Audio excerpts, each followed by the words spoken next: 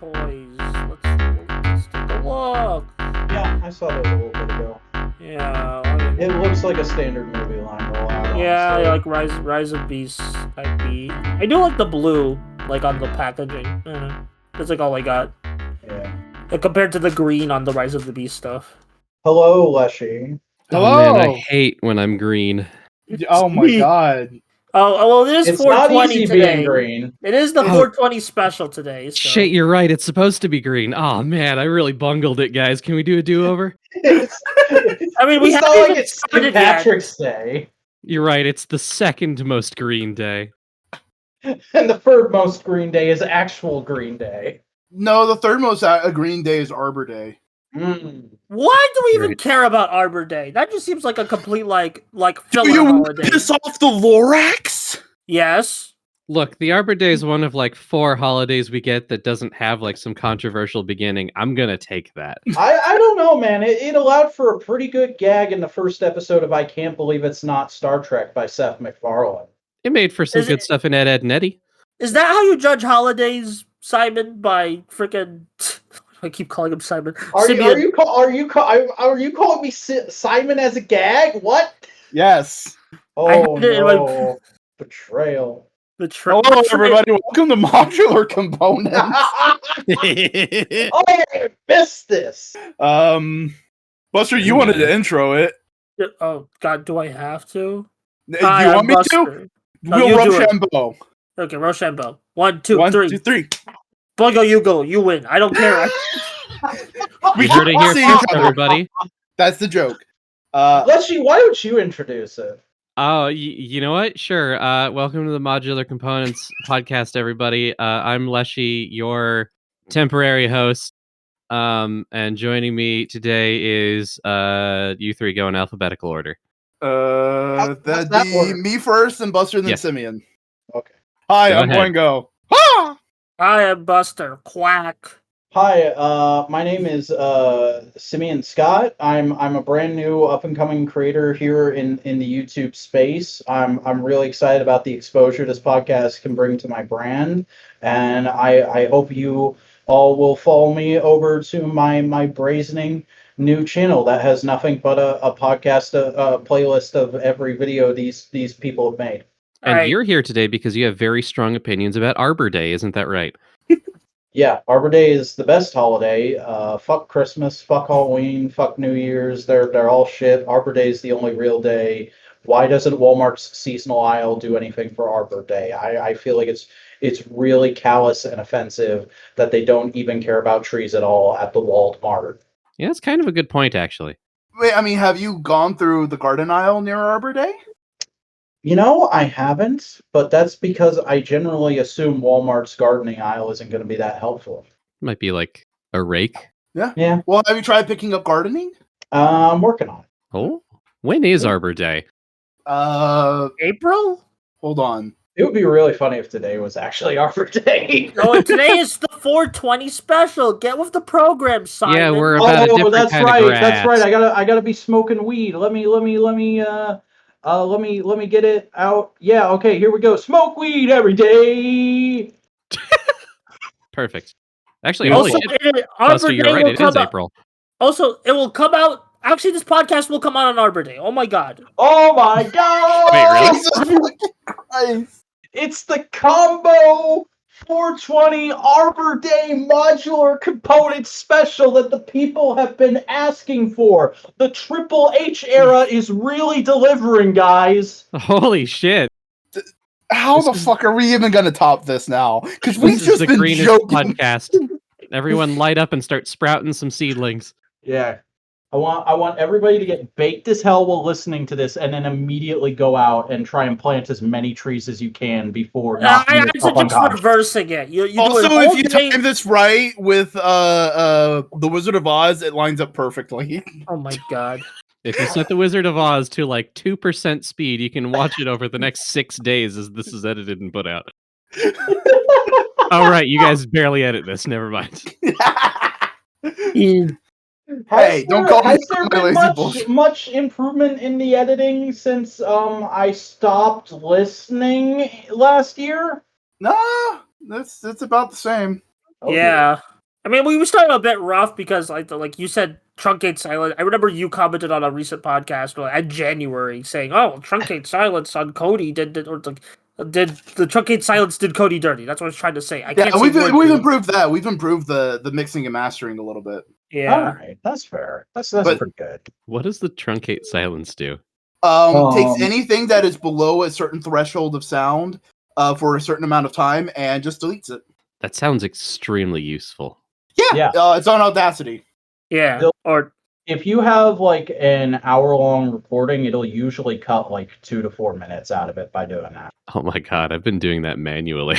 Oh my god, Leshy. Oh, I'm so sorry. I haven't done that since like my first year of having editing software. Uh-oh. It's okay, Leshy. Pat your back. I probably won't change. Quite frankly, I'm probably not going to change anything. Unless she's like, I will forget all of this as soon as I leave the call. Yeah, probably. I'm not going to lie. Yeah. You know what I had for dinner? What did you What? have for dinner, Boingo? Stoner's Pizza. That encompasses a lot of Is options. that a specific brand name I'm not aware of, or It's a is it? specific restaurant. Oh, What? I don't know if it's a chain or not, but there's a pizza place in my town called Stoner's. I'm a consult the Oracle about this. I'm looking it up. I'm happy to say Stoner's that there are enough Pizza. of these that you have not doxed yourself as a result. There's one here. Oh, they're good pizza. 420 special. Go out and Their get your own logo, Stoner's pizza. their logo is a tomato, but the green part of the tomato does look vaguely like a weed That's plant. true. Yeah, and they have. Oh, they're laying it on thick on the website. Oh, by here, Google apparently means an hour away. That's not that far. That's true. That's just a little poke for a good pizza, honestly. Get They baked. may not want to deliver to you, but I'll deliver myself to them. the nearest It's not one delivery, to it's me is in DiGiorno. Denver, Colorado. Hmm. I'm I in have a feeling California. that's not that near. No, not at all. Wait, hold on. Hold on. Breaking news. Hold on. There Breaking. may be a development. Hold on. Breaking legs. Oh my Breaking god. Bad. Breaking snooze, everybody. Hold on to your hats. Break the I'm chain. not wearing a hat. I've never been much of a hat man. Okay, there might actually be man. one really close to me. Here's the problem, though. I'm looking at like the map they have on their website, and Yeah. the locations closest to me are black. Hmm. All the other ones in the country are red. That's kind of ominous, isn't it? That's well, those ones are just run by demons. That's fine. They put the special sauce on there. You gotta say Hail Satan as a tip. I don't think you're supposed to say Hail Satan because most of these places are in the goddamn South. Fellas, I may true. have made a miscalculation. The black mark on the map on their website is your address, Oh. not the Oh. store's. Oh no! They're already here. They're God, in they the room found with me. you. Run, Monshi! So that means that the nearest one to me is 818 miles away. I don't think I'll be getting stoners. That's not that far. That's just like a leisurely summer stroll right there. Oh, this map is way out of date though, because it doesn't have my town. Oh. Maybe there's hope for us all. to get delicious Stoner's pizza. Sponsor us, Stoners. Stoner's Pizza. It's the bakiest. Tell them. Stoner's pizza. It goes well with a green salad. Okay, So- yeah, bad news. The nearest one is in Colorado. Good news, it's pretty highly rated on Google. Better news, if you walk into Stoner's Pizza today and tell them Buster sent you, they'll give you a slap in the face and tell you to get out. Absolutely Exactly. nothing will happen at all. yeah, that was like, who's that guy? If you walk in and you say that to the person behind the counter, they will say, "Who's that?" Remember that I'm sorry? period in like semi-early YouTube where like every channel that did comic book stuff was like, if you go to my local comic book store and tell them I sent you, you can get 10% off. Isn't that cool? I don't. Am I I the think only one who experienced that? Yeah, No. yeah. You just There were like complete- I forget which ones because I followed pretty much every comic book channel back in the day, but there were like free different comic book channels from free different parts of the country that said that in every one of their videos for a few years. I have no doubt that there is at least one person who did that just so that the people at these comic book stores would hear their name. And Like no discount, no prior agreement, nothing. But if enough people walk in and tell them like, "Hey, so and so person sent me, can I have a discount?" You look them up. You figure out what they're about. And then That's you tell them to stop because you're making them waste money. That's Yeah, probably why that it too. stopped after a few years. I mean, some book YouTubers still like mention their local comic store and go like, Oh, "Hey, go yeah. support them." Oh yeah, Sal, like whenever he can name drop all the ones in New Jersey that he goes to regularly, he does. And yeah, there's a Oh. part of me that goes like, it'd be really fun to just buy a bunch of old comic books and figure out a way to start a comic book store. It would be, but it would also be like the most stressful business venture you could get into, I bet. Oh, yeah. Yeah, I hear those aren't doing so great these days. Every person who collects nerd shit at one point or another in their life goes, "Oh man, it would be great to run an X nerd shit thing store," and like either they actually do it and they're successful, or they don't do it, and because they fought about it and they're like, "I probably wouldn't be good at that." There's I've only met like enough like TCG card shop owners to know that the effort of actually running the shop tends to rob you of your passion for the nerd shit itself. Yeah, I'm surprised the Toy Federation guys managed to stay as into it as they come on. I see. Here's the thing. Like, I understand some of those elements, and it wouldn't just be a comic book store. There'd be toys, there'd be tabletop and board Yeah, games. because almost nobody just does a comic book store anymore. No, Like you gotta have all the extra little accoutrement. I also think it'd be a good idea to like have rentable rooms to do D&D and shit. Yeah, that's what my comic book store does. They actually specifically stay open like an extra 4 hours on Thursday and Friday, so people can come and have D&D group meetups. Maybe open a little coffee shop in with the store. So I have seen that before. I have seen combo comics and coffee shops. you just make good coffee so people can just go and get coffee regularly, and then you can also get a comic to read. That's It how feels you get almost 'em. like a prerequisite these days to have something like food and your nerdy interests so that people stick around long enough to form a community around it. Otherwise, folks just leave and go home. Yeah, it's Yeah. almost like folks like feel like they can't be in a store for more than a few minutes without buying something or pissing the clerk off by not buying something. No. See, I would purposely make an area that is just like, hey, do you just want an interesting wanna place vibe?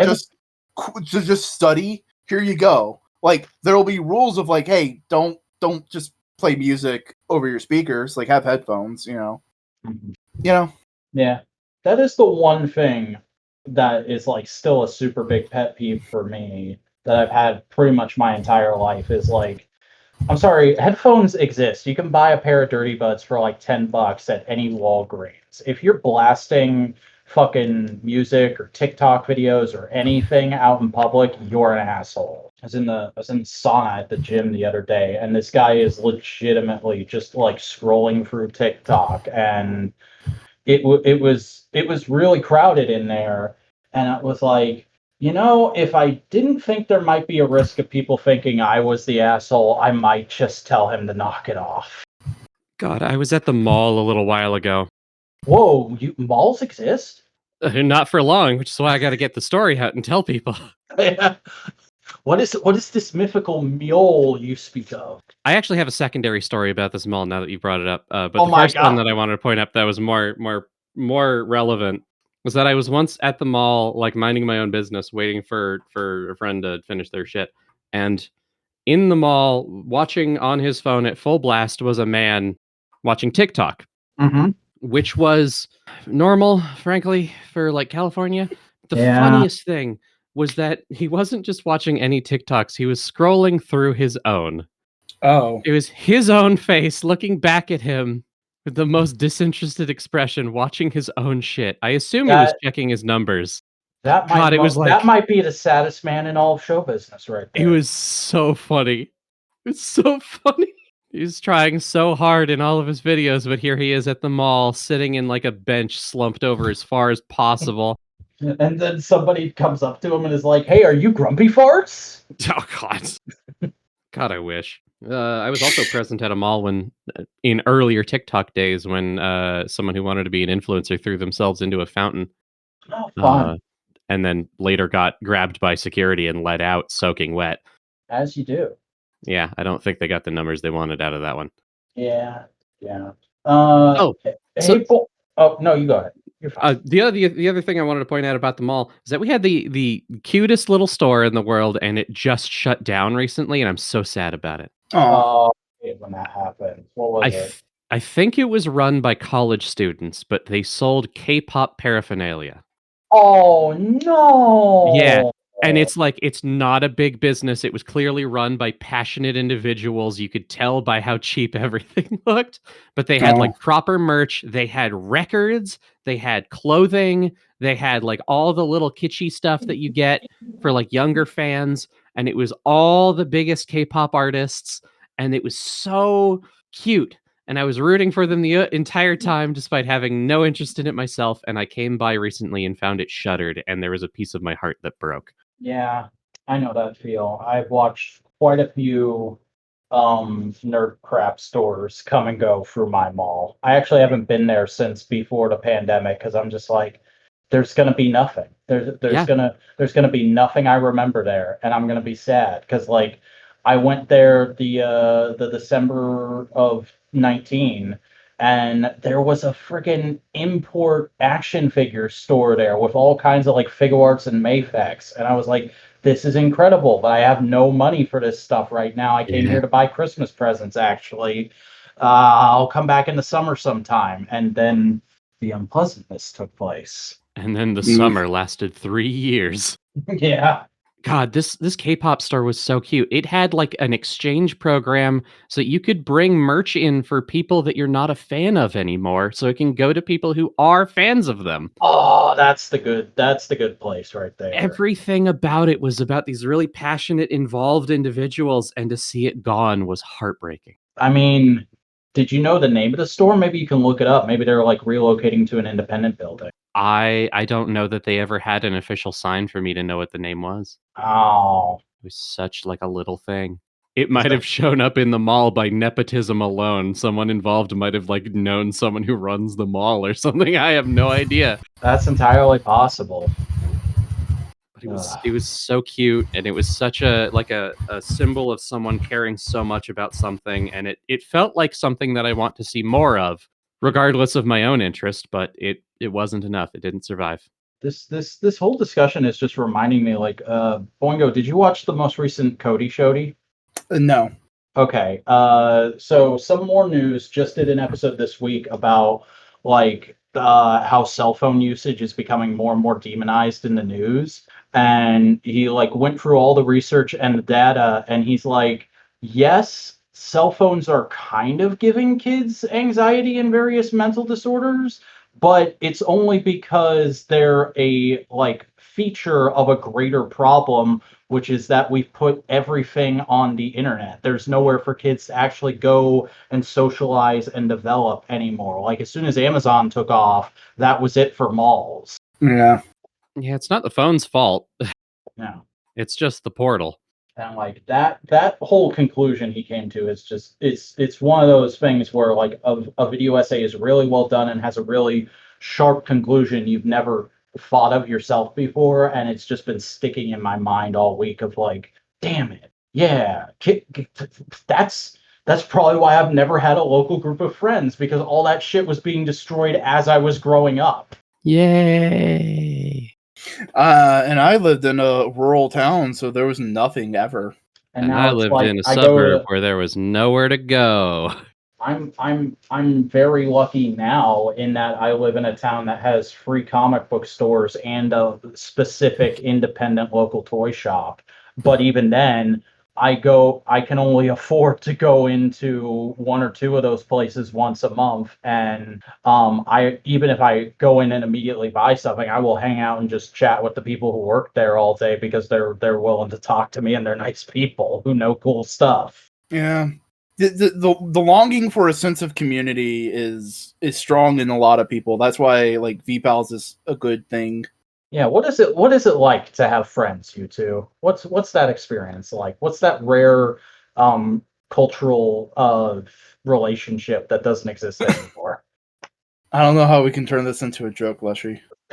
Oh no, I think Leshy might have stepped away for a second. Oops, my bad. Oh, it's okay. What did you say? What did I miss? What's having friends like? Well, it took a while for me to get those again. Again? See what we were talking about community, and I mentioned like that's why I like the VPALs. Like I wish we could physically be in the same place, but like Oh man, VPAL house. I mean, like a meetup isn't entirely outside of the realm of possibility. Oh no, there's got to be a con somewhere that we could all like relatively get to. There's so many that happen so close to two of our most active members up in the Northwest. I'm sure we can work something out. Oh yeah, like what? Like Seattle does anime cons and furry cons and comic cons and whatever PAX else. West. There you go. You could get everybody to fly out to MegaCon, Boingo. Yeah. What's MegaCon? It is basically the Florida equivalent of Comic-Con. Yeah. Though I think one of the major cities in Florida has its own Comic-Con now too. Yeah. They're But just leeching people. Rude. Well, that's what Wizard World does. Yeah. I mean, it's been like a little fantasy of mine of like, oh, if I win the lottery, I'm just immediately going like to all my friends and going like, all right, this is the week, get time off. You and +1, we're all going to Disney. And we just have a big house to rent, and we just hang out, go to Disney. Does and just Disney offer houses? No, but you can rent a place near in Orlando. Oh, Airbnb? No, like you break in and you squat. Yeah. Oh, I could take y'all to Bubbaloo. It's a barbecue joint in Orlando. What'd you just call me? The Bubbaloo's does sound like a subset of the blue collar comedy. I'll tell you what, how those in Bubbaloo's. One time, I and my cousin were out by Bubbaloo's. Did Jeff Foxworthy ever get canceled, or did he just stop? He stopped. Okay. But like a lot of his comedy is being looked back on like, that wasn't great, dude. And he just hasn't said like, fuck you to any of it. I feel like him and Bill Engvall were both guys who saw the tide turning and were just like, you know what, we got enough. We're just going to retire and we're going to be good. Yeah. He's it's not like he like stopped. He did TV for a while. He made a card game that was a family friendly Cards Against Humanity. You mean apples and apples? No, he made another one called Relative Insanity. Oh. I can just hear his voice advertising that. I think he kind of like faded off after he promoted Donald Trump in 2015. Oh, that would make sense. Yeah. He's still doing like TV though. Yeah. So he didn't played just himself leave, like in a Bill Netflix Engvall special did. in 2022. He had what is the American Bible Challenge? Jesus. I feel like that's not a challenge I want to take. Do you know your Bible, Vac? Do you know your Bible, Simon? American biblical themed television game show created by the Game Show Network, hosted by Jeff Foxworthy. Okay.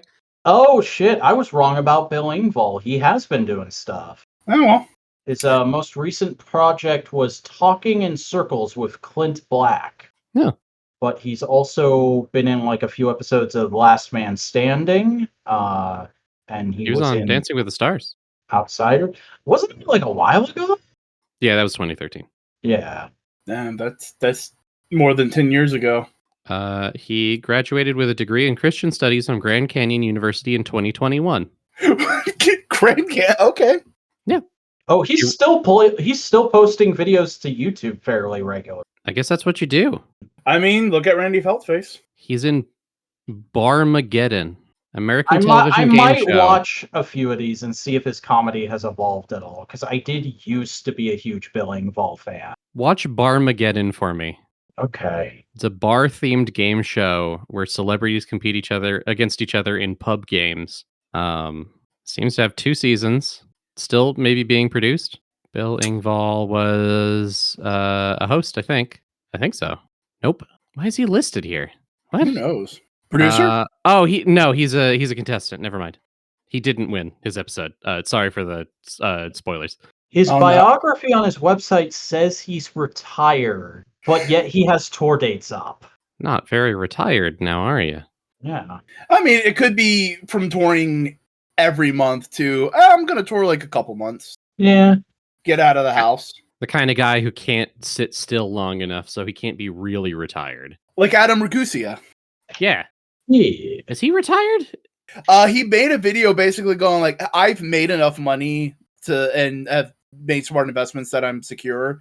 I'm just gonna not focus on trying to make this a profitable venture. I'm just gonna do whatever the fuck I want. And everyone was like, all right, cool. And his Most videos of the have gotten comments 10 were times better. like, "That's literally what we wanted." Most of us don't even watch the food content. I watch and the his food content. no, I like the food content, but now he's just more like loose and free to just do whatever the fuck he wants. That's fair. And his videos have gotten better for it because he's just more like enjoying what he's doing. Yeah, everything feels like his podcast now. And there was a long time where most of what I was pretty much all I watched from him was his podcast because I was interested in him just talking about general stuff, and the way he talked about food didn't really gel with me mentally. I didn't know he did a podcast. Yeah, he did like 60-something episodes. It's really good. I saw like a couple of his videos about pizza, and that's about all I ever absorbed from him. Did you ever see the meme? What? He was a meme for a while because he made a video called "I season my cutting board, not my steak." I think I did see that. Yeah, people Because he clowned was on him. making a cutting board sauce for the steak. Oh. Speaking of seasoning steak, have y'all seen the video where the guy eats a steak with a salt fork? No. Did I Oh, talk I about this the last time I was on your podcast? Because I might have. I don't remember. I wasn't here the last time you were on this podcast. This is my It's been first a time minute. on this podcast. Been a minute. Yeah, the man known as Simeon has never been on this podcast. Crazy. Yeah. Simon. Mr. Simon Garfunkel. Yes. I big fan of your work. actually prefer to be called Simone. Sorry, I'm working Simone on Garfunkel. I'm working on a big fan. singing career. So this guy made a fork out of rock salt so he could eat steak without having to season it. Oh. It was described as too salty most of the time, but pretty good. That's insane. Right? I love how chunky it is. It looks like a fucking Tonka toy. So that's the problem with rock salt, is that it doesn't exactly like pare down really easily. Yeah. Not to spoil it, but the only way that he could get it to work was by repeatedly dipping it in water so that as it dissolved, it would taper down to something that would hold meat. And even that was kind of dubious. He had to pare it down like you make a candle. I love how this guy also looks like everybody's cousin. Like, he looks like your British slightly Germa. successful cousin. He does look like British Germa. He looks like Germa if Germa was in Harry Potter. Yeah. I don't know that he's even British, but he looks like he should be. Let's watch. No, he looks like he 2 should be on the Yale rowing team. Yeah. And Germa. If Germa was on the Yale rowing team. Yeah. I can't pick up the accent at all, but it's not a British accent. It's not a British accent. Lengthwise. He's got something in there. He's got a dialect. Mm-hmm. But he's American, I believe. He's he might be like Seattle area. Oh my god, this is his I don't only talk to people video. from that part of the world. Wow, way to just fucking man just dropped one song and left. I didn't realize that this was his only video. 10 months ago, 8.4 million views, nothing before or since. You know what? I bet it's not his only video. I bet the video just blew up and he went like, I need to get all the clutter out of here and pivot to more stuff like this. That does happen a lot. Oh, maybe. Yeah. I would imagine he'd be pivoted by now then. Yeah. True. True crime. It's not a genre I'm into. I'm gonna stab you and we can be on a podcast. There you go. Joke's on you. We're already on a podcast. Whoa! Crazy. Leshy the dwarf, what are you doing here? I asked to join 5 minutes before you started recording. It was the most hectic thing. It's just like, all right, cool. Yeah. I like how like, guest. I asked to be a guest out of the blue, and then fucking Snowdy ended up not showing up, and then you asked to be a guest out of the blue, and Buster just up and left. Buster was not feeling good right now, Oh, okay. and they didn't get a chance to say goodbye. Go subscribe to Buster. I hope Buster subscribe, knows Buster. I love and appreciate them, and I mean no harm by making jokes like that. Also, I think we should. Fleshy has a podcast now. Oh, that's right, I do. Did I have that started last time I was No, here? you were still in the pre-pro of that. Oh, that's right. Now we've got 3 episodes. What's your podcast? What's it about? My podcast is called Over the Hill. Definitely not related to the pre-existing Over the Hill podcast that I didn't realize was out when we made up the name. And it's where I watch, where a friend and I watch King of the Hill, and it's my first time ever seeing King of the Hill outside of memes, and it's been a long time since he last did. So we're just going through and talking about the episodes. That sounds cool. I can kind of vibe with that. I mean, at least the name thing. Like, Yeah. that reminds me of when Boingo made a show with that guy called The Vacuuminator, and they didn't realize till 2 years in that there was another show called The No Prize Podcast. And which one came out on top? Well, probably the other one, because that one's not going, because the one on this channel's not going anymore. Yeah.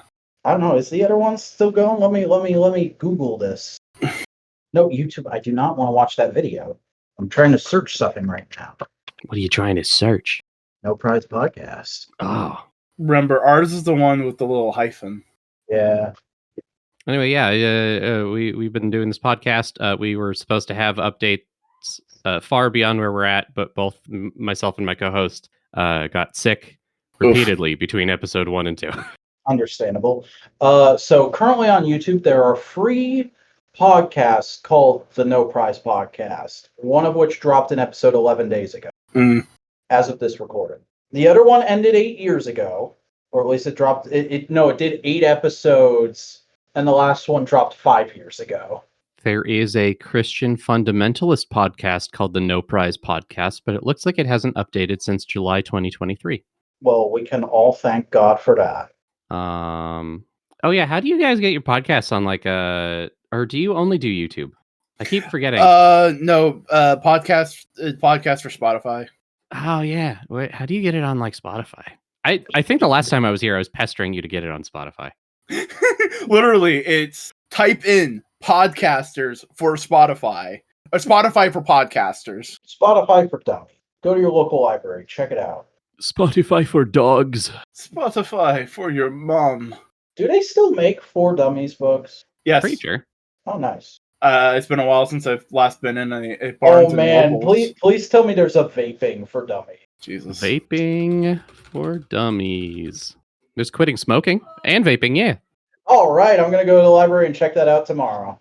There should be VTubing for dummies. I mean, that's literally a video either of you could make right now. I don't know. I don't think I am not a big enough VTuber to have any credibility with going like, here's things you can do. Yeah, but like, is Iron Mouse really gonna make that video? Goddamn. Damn God! Always such thrilling content on this program. How are you been doing, buddy? I've been okay. I guess we can drop the shirt off now. It's been 4 months since the artist formerly known as the Vacuuminator has appeared on YouTube.com, other than to leave comments on other people's videos as his actual name. And I've been okay. I mean, I did just have a little bit of an earthquake in my personal life, but I mean, like, I'm genuinely genufactually been moving in a good direction recently. I was just saying this to my mom the other day that, like, mentally I felt a lot better all year because I'm just not stressing out about all the things I used to stress out about. I'm not thinking about videos. I'm not thinking about Modular. I'm not thinking about like fandom bullshit drama or trying to see the new thing right when it drops. I'm living life, and I've taken a very if things are going to happen, then they'll happen attitude to everything. And that's how you get on with your life without going crazy. Yeah. All I had to do was tell John YouTube, no thank you, I don't need your money anymore. And his father, Mr. YouTube. Mm-hmm. You were getting money from John YouTube? No, but I was asking for it regularly. Yeah. I just went, wait, I can get money from other places. And I'm working on making that happen. OnlyFans. No, I'm doing the boomer method. I'm going back to school. Oh, real estate. Okay. No, fuck no. Too far back. Too far back. Okay. Cryptocurrency. No, shit, no. I'm actually going to be shooting for a marketing degree with You're gonna eyes shoot a on. marketer? Sure. I think we all want to. I'm going to shoot him and take his degree, and then I'm going to use it to hopefully get my foot in the door with the toy industry. I think you'd do better with it than he did. Yeah. Regardless of who it is.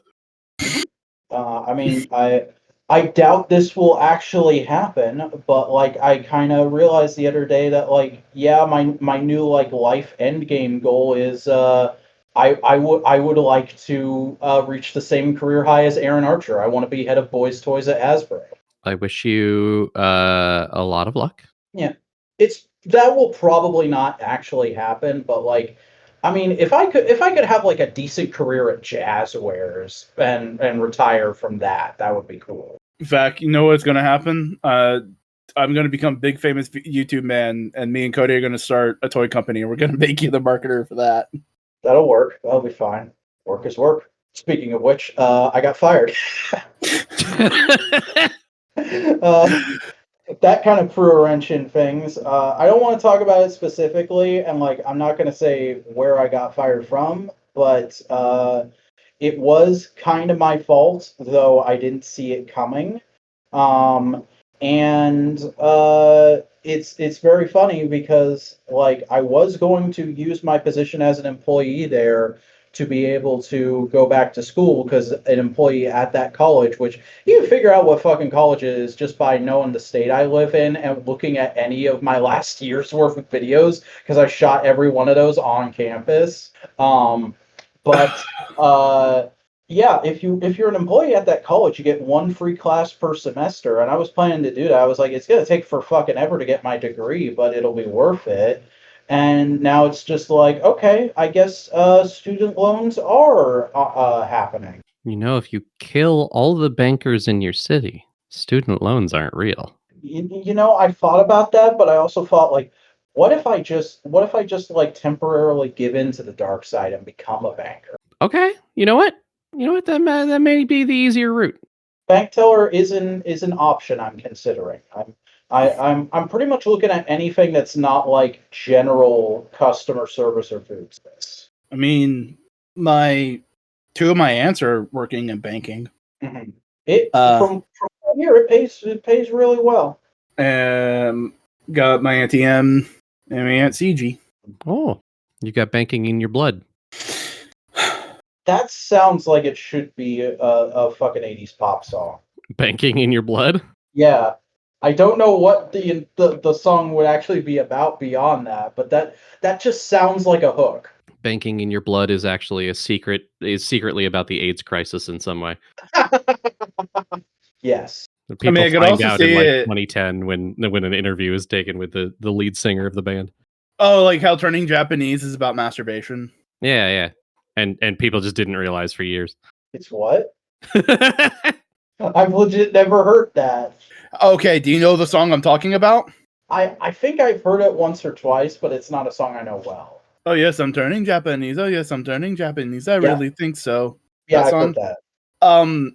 It's about how you like when you come, you squint a little bit, and that's the joke. It's the dumbest thing in the world. That's really racist. Holy shit. It's very of its time. Racist. And then it just Yeah, but it was like goofy racist. Now I'm like, that's kind of malicious, actually. I don't know if I like that. I don't know if I can dance to the wedding reception anymore, dog.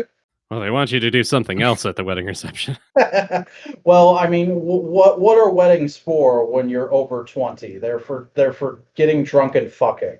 Okay, the song is from a 1980 album, like the year 1980. So, yeah, I don't think they were that culturally aware of anything, really. Yeah. and there was also a big giant push of anti-Japanese sentiment in the 80s. Which is weird because, like, now looking back, it's the 80s is often depicted as where Americans first fell in love with Japan. It's true. I mean, for the vast majority of people, yes, but for the people in power, they were like, all these Japanese companies are getting in on my turf. Oh yeah, because all the old people in charge of businesses at that point would have been greatest generationers, wouldn't they? Yep, sure would. Why do you think? Why do you think the tower in Die Hard is called Nakatomi? It's supposed to be like, ooh, those Japanese people, and it's pulling this family apart. Oh my god! That's gonna be the next video essay that rips across YouTube. That's in everybody's recommendations for weeks. The secret racism of Die Hard. It's not that secret. I mean, let's be real. In 1980, we would have been in a position where the vast majority of the people who had power would also have probably had family that have gone through Vietnam just a few years earlier. Yeah. So, regardless of how people felt, things were kind of sore there. That was a tender time for America's perception of Southeast Asia. Yeah. They should have done better, but I can see why they didn't. Yeah. And then you have I feel like that's most rational people's perspective on their parents and grandparents. Yeah, it's why we let grandma say those things around Thanksgiving dinner and then just kind of don't talk about it when we get home. Mm-hmm.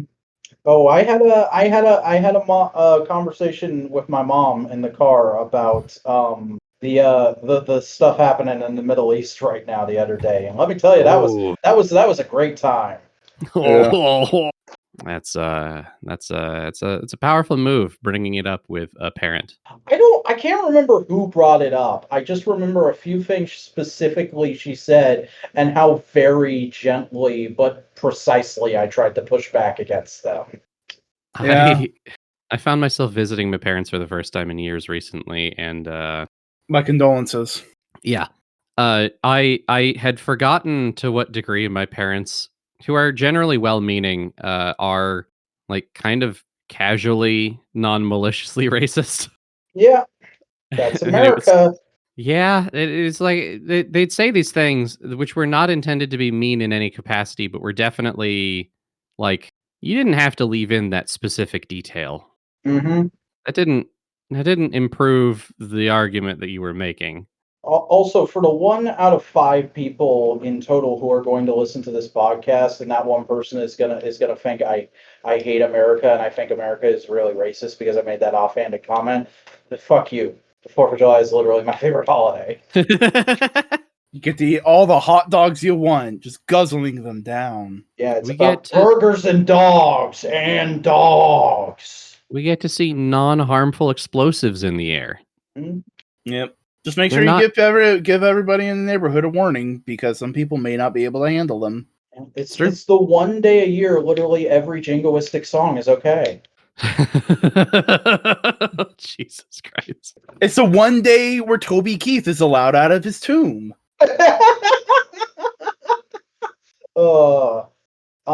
Going back to being in the car the other day, though, that did remind me that there's something we can talk about, Boingo, which is that guess what happened 2 days after I got fired?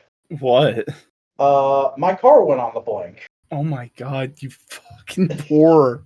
Yeah, and here's the thing. I had so my mom and I know a coworker who, well, a former coworker for me, who is really mechanically inclined, and he just likes working on cars, and he'll do the labor for super cheap. You just got to buy the parts. So he's been our car guy for the better part of like 3 years now.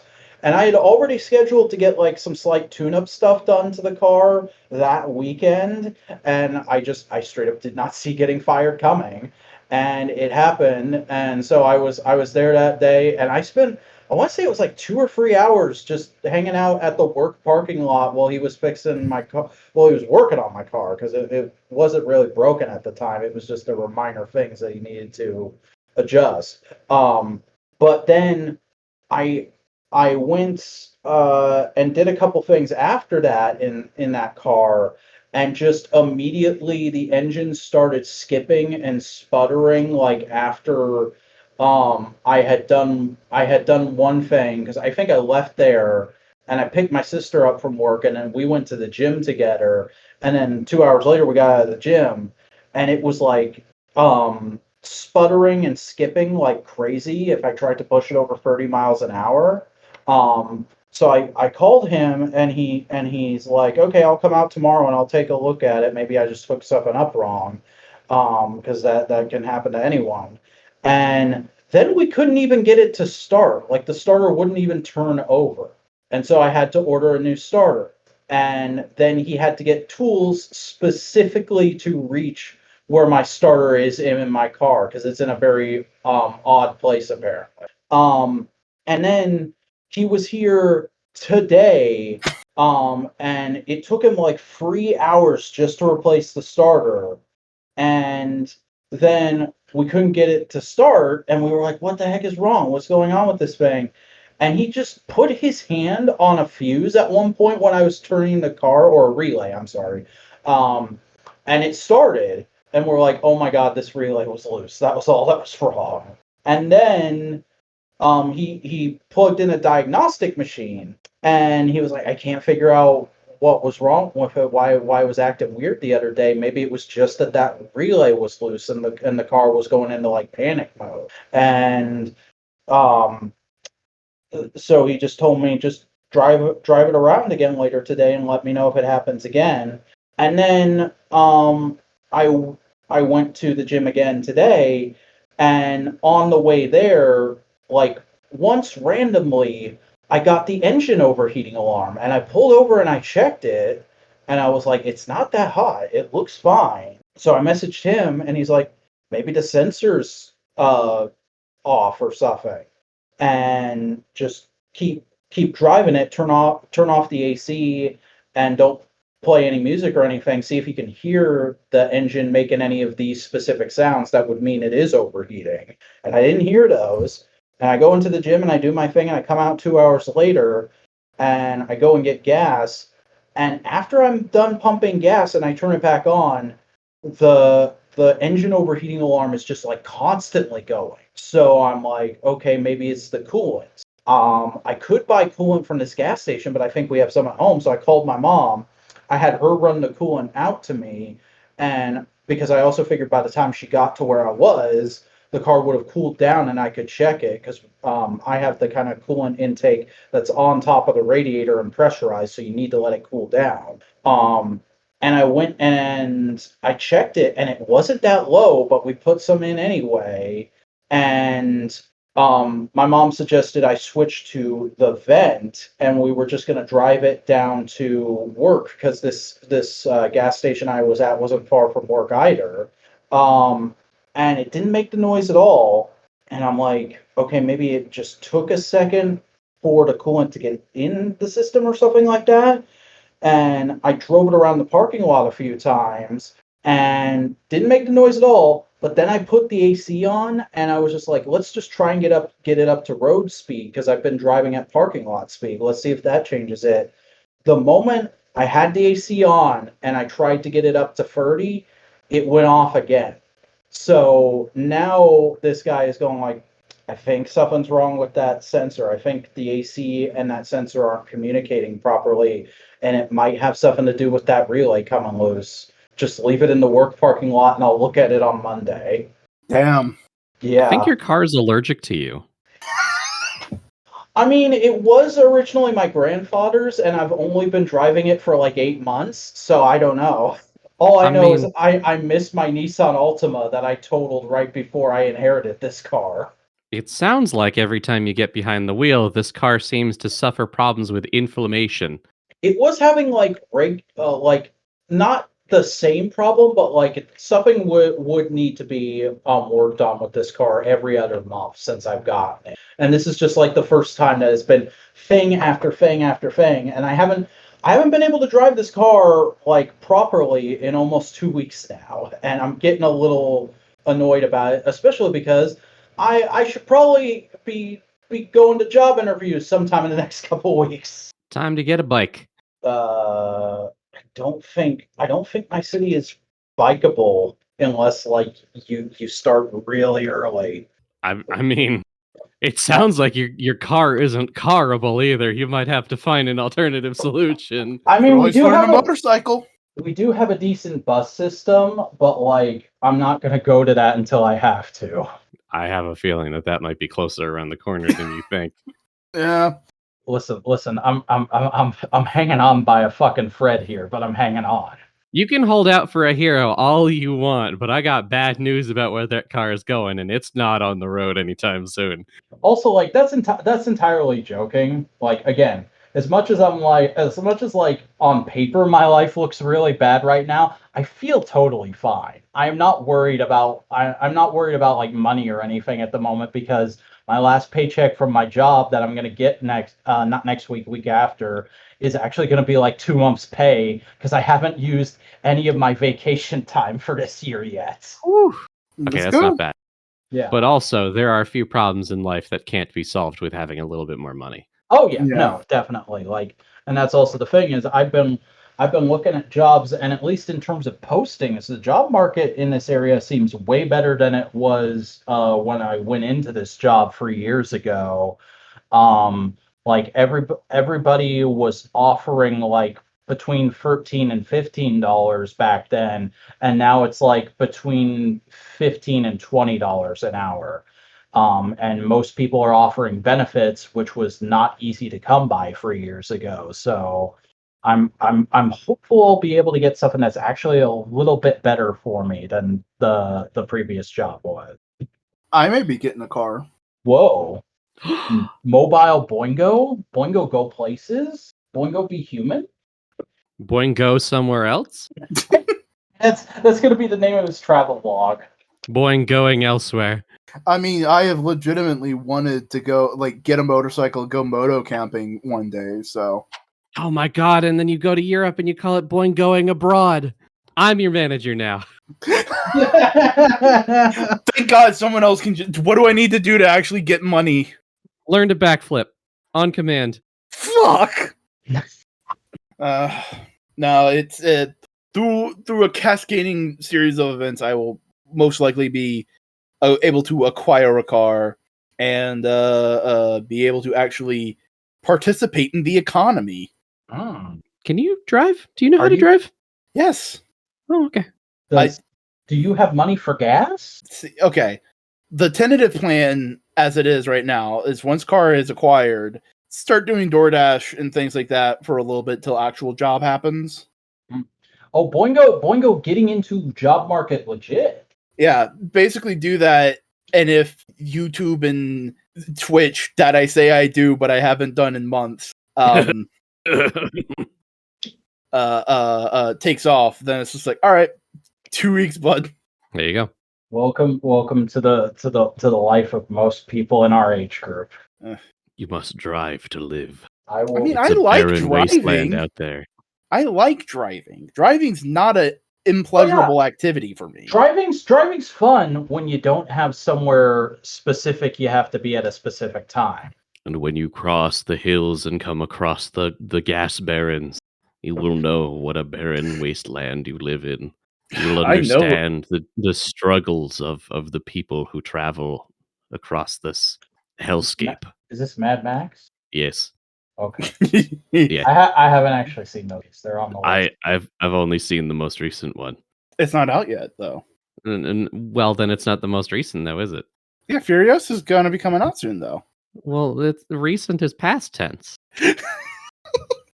Are you gonna go see Furiosa? Thinking about it. Nice. I'm not gonna lie, the trailers have not left me terribly inspired, but I didn't know that I was gonna like Fury Road either, and I loved it. So I don't know. I'm up to being surprised.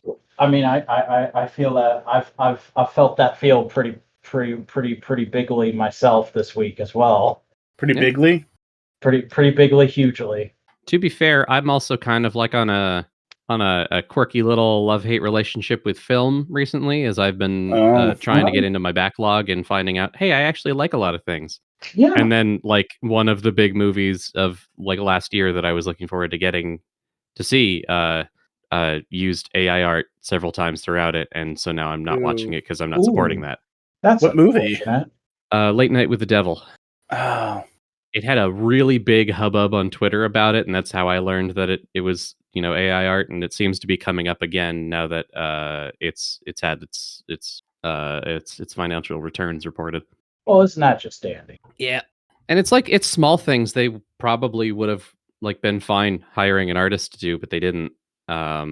Or if they did, it was just to touch up AI art in a way that was not very satisfying, and it seems like they didn't have a very good opening week. So maybe it cost them. Probably Yeah. cost them more than hiring an artist. That's always the case. Yeah.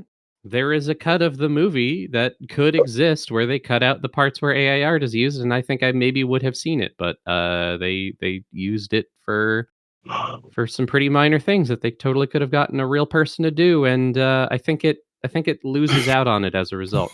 I think the fact that the film takes place in like the 80s, but has this very distinct artwork to it that is kind of unavoidably mid 2020s like AI slop that kind Yeah. of takes the feeling away from being in that setting.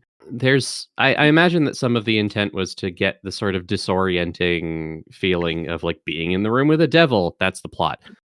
Like things are weird and wrong, but you look at it and you're definitely like, yeah, That's the excuse exact every big company is using for AI. Yeah, It's that's we used it for this minor thing because it's supposed to be weird and feel unnatural, and people are like, "Well, artists can actually do that, though." yeah. And it's like it takes it out. I think there was a period of time where AI art could have filled this in. Specifically before it was like hyper trained on trending art, when it was just kind of like this dreamlike Surreal kaleidoscope. Yeah, when it was just kind of like this nonsense brain fuzz like slop. And Oh, it's by the so way, looking for abstract. jobs right now, I can confirm the thing all the artists have been saying. Oh yeah. All the AI positions, AI technician, AI marketer, AI input director is one I saw the other day. They're all real. They all do exist. That's not a thing people are saying just to scaremonger about AI. I mean, I've been looking for work as a freelance copywriter, and I find more Oh job offers no. as AI technicians than as an actual copywriter, which is itself a very miserable experience. But yeah, like there was a period of time where AI art was like so surreal that no human being would make it themselves, And and now it's just like gross we've anime lost it. slop. Yeah, it's been so hardcore trained on like trending art to appeal to a mass market that it can't go back to those surreal dreamlike days. And that's where it was the most artistic. That's where it was doing something that a human couldn't. And that's where like artistic value kind of comes from for me is unique experience. And the worst part is, and I'm not blaming all the artists who are trying to like to say fuck the art, but other implementations of AI, which is beneficial to artists, is getting wrapped up into the generative AI stuff, and it's just like, no, that one's a tool, that one's fine. Yeah. Like there was a big hubbub about the last Beatles song, Yes. which they used AI to clean up a track. Like Yeah. And it's an unfortunate thing, but people are latching on to the keyword more than they are Mhm. looking into the fact nuance the of the matter product. AI isn't even the word for it. Everybody says AI because AI is the word Silicon Valley slapped onto it because everybody knows AI as this thing from science fiction that is a robot voice in the computer that talks to you and is basically a person. But the fact is that's not what this shit is. It's machine learning. It is we poured a bunch of stuff into a computer and now it's spitting it back out in a slightly unique way. To be fair, colloquialism comes from the most marketed term rather than the most appropriate term in almost every case of anything. Yeah. And AI is definitely what they're marketing. Yeah. Is what they're marketing, but I'm also saying the point I'm trying to make is a good way we can counter market against it is by referring to it as machine learning. Call yeah. it a spade a spade. Yeah, ideally, yes. I think it suffers somewhat from being more of a mouthful. Mm-hmm. I tend to just say like generative AI because Yeah. like other ones like no, it's narrowing, it's doing different things. It's the shorthand of Gen AI is helping to make a difference a lot. I think, especially on like Twitter, where a lot of these arguments are happening, where we have a limited character limit. Shortening things as much as possible is part of what allows something to be talked about. yeah. And shortening generative or machine learning to Gen AI, as it's frequently done now, has helped a lot in people making a differentiation. But like saying machine learning is That unfortunately is long enough in Twitter specifically to have robbed other words of nuance as a result, which is part of why it's such a messy conversation in the first place, because we're not being allowed to talk about it at depth. Unless we go somewhere else, which we all should have 10 years ago. Yeah. Bluesky's good. Bluesky's pretty good. Is that just your new reprieve boingo is just Blue Sky good?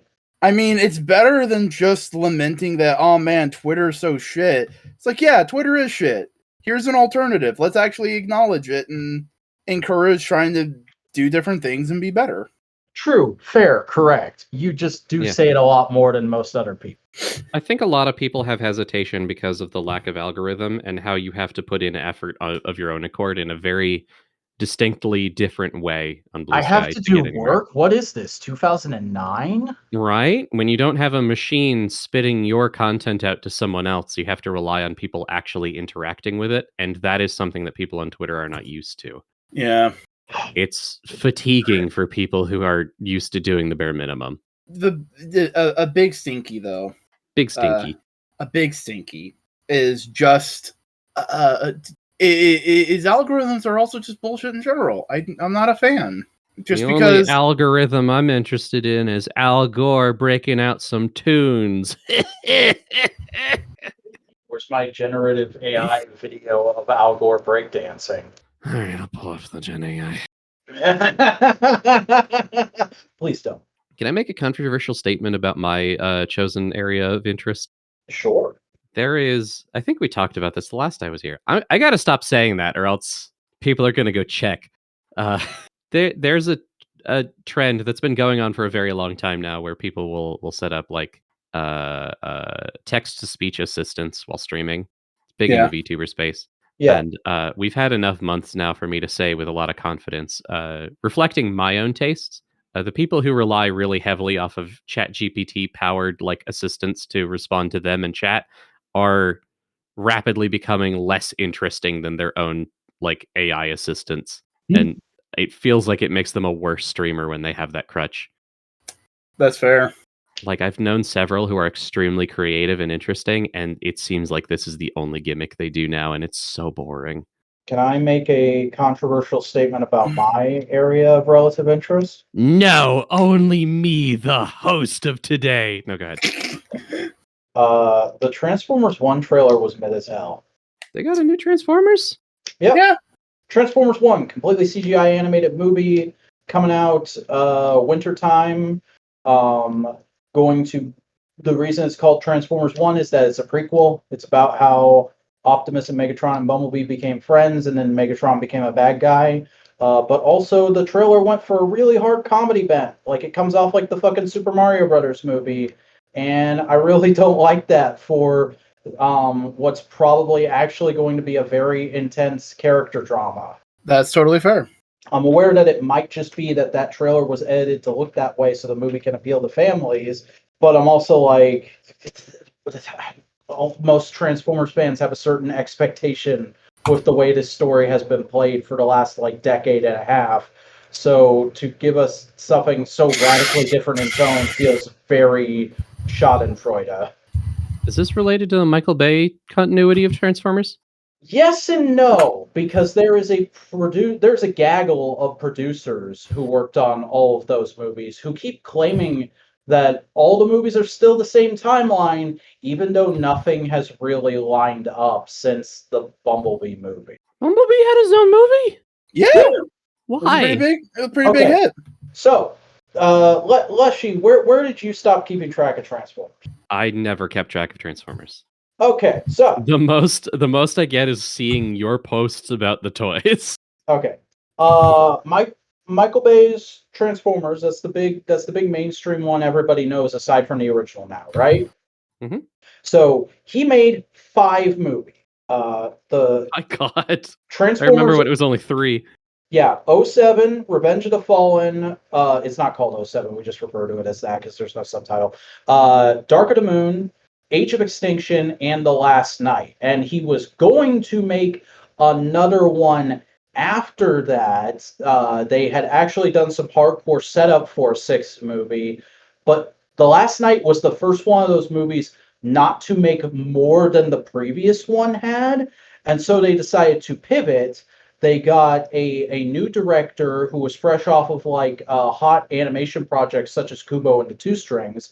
And they did a prequel Bumblebee origin movie about Bumblebee arriving on Earth in the 1980s. And it's like there's some ties to the Michael Bay movies, but it mostly feels like a different continuity that's much more based in the vibe of actual original Transformers. And then last year, Transformers Rise of the Beast came out, which the producers kept saying was also a prequel because it took place in the 90s and there is a reference to the Bumblebee movie in it. But a lot of what happens in that movie completely contradicts the last couple of Michael Bay movies. So there's no way it can be a prequel, but the producers keep saying it is.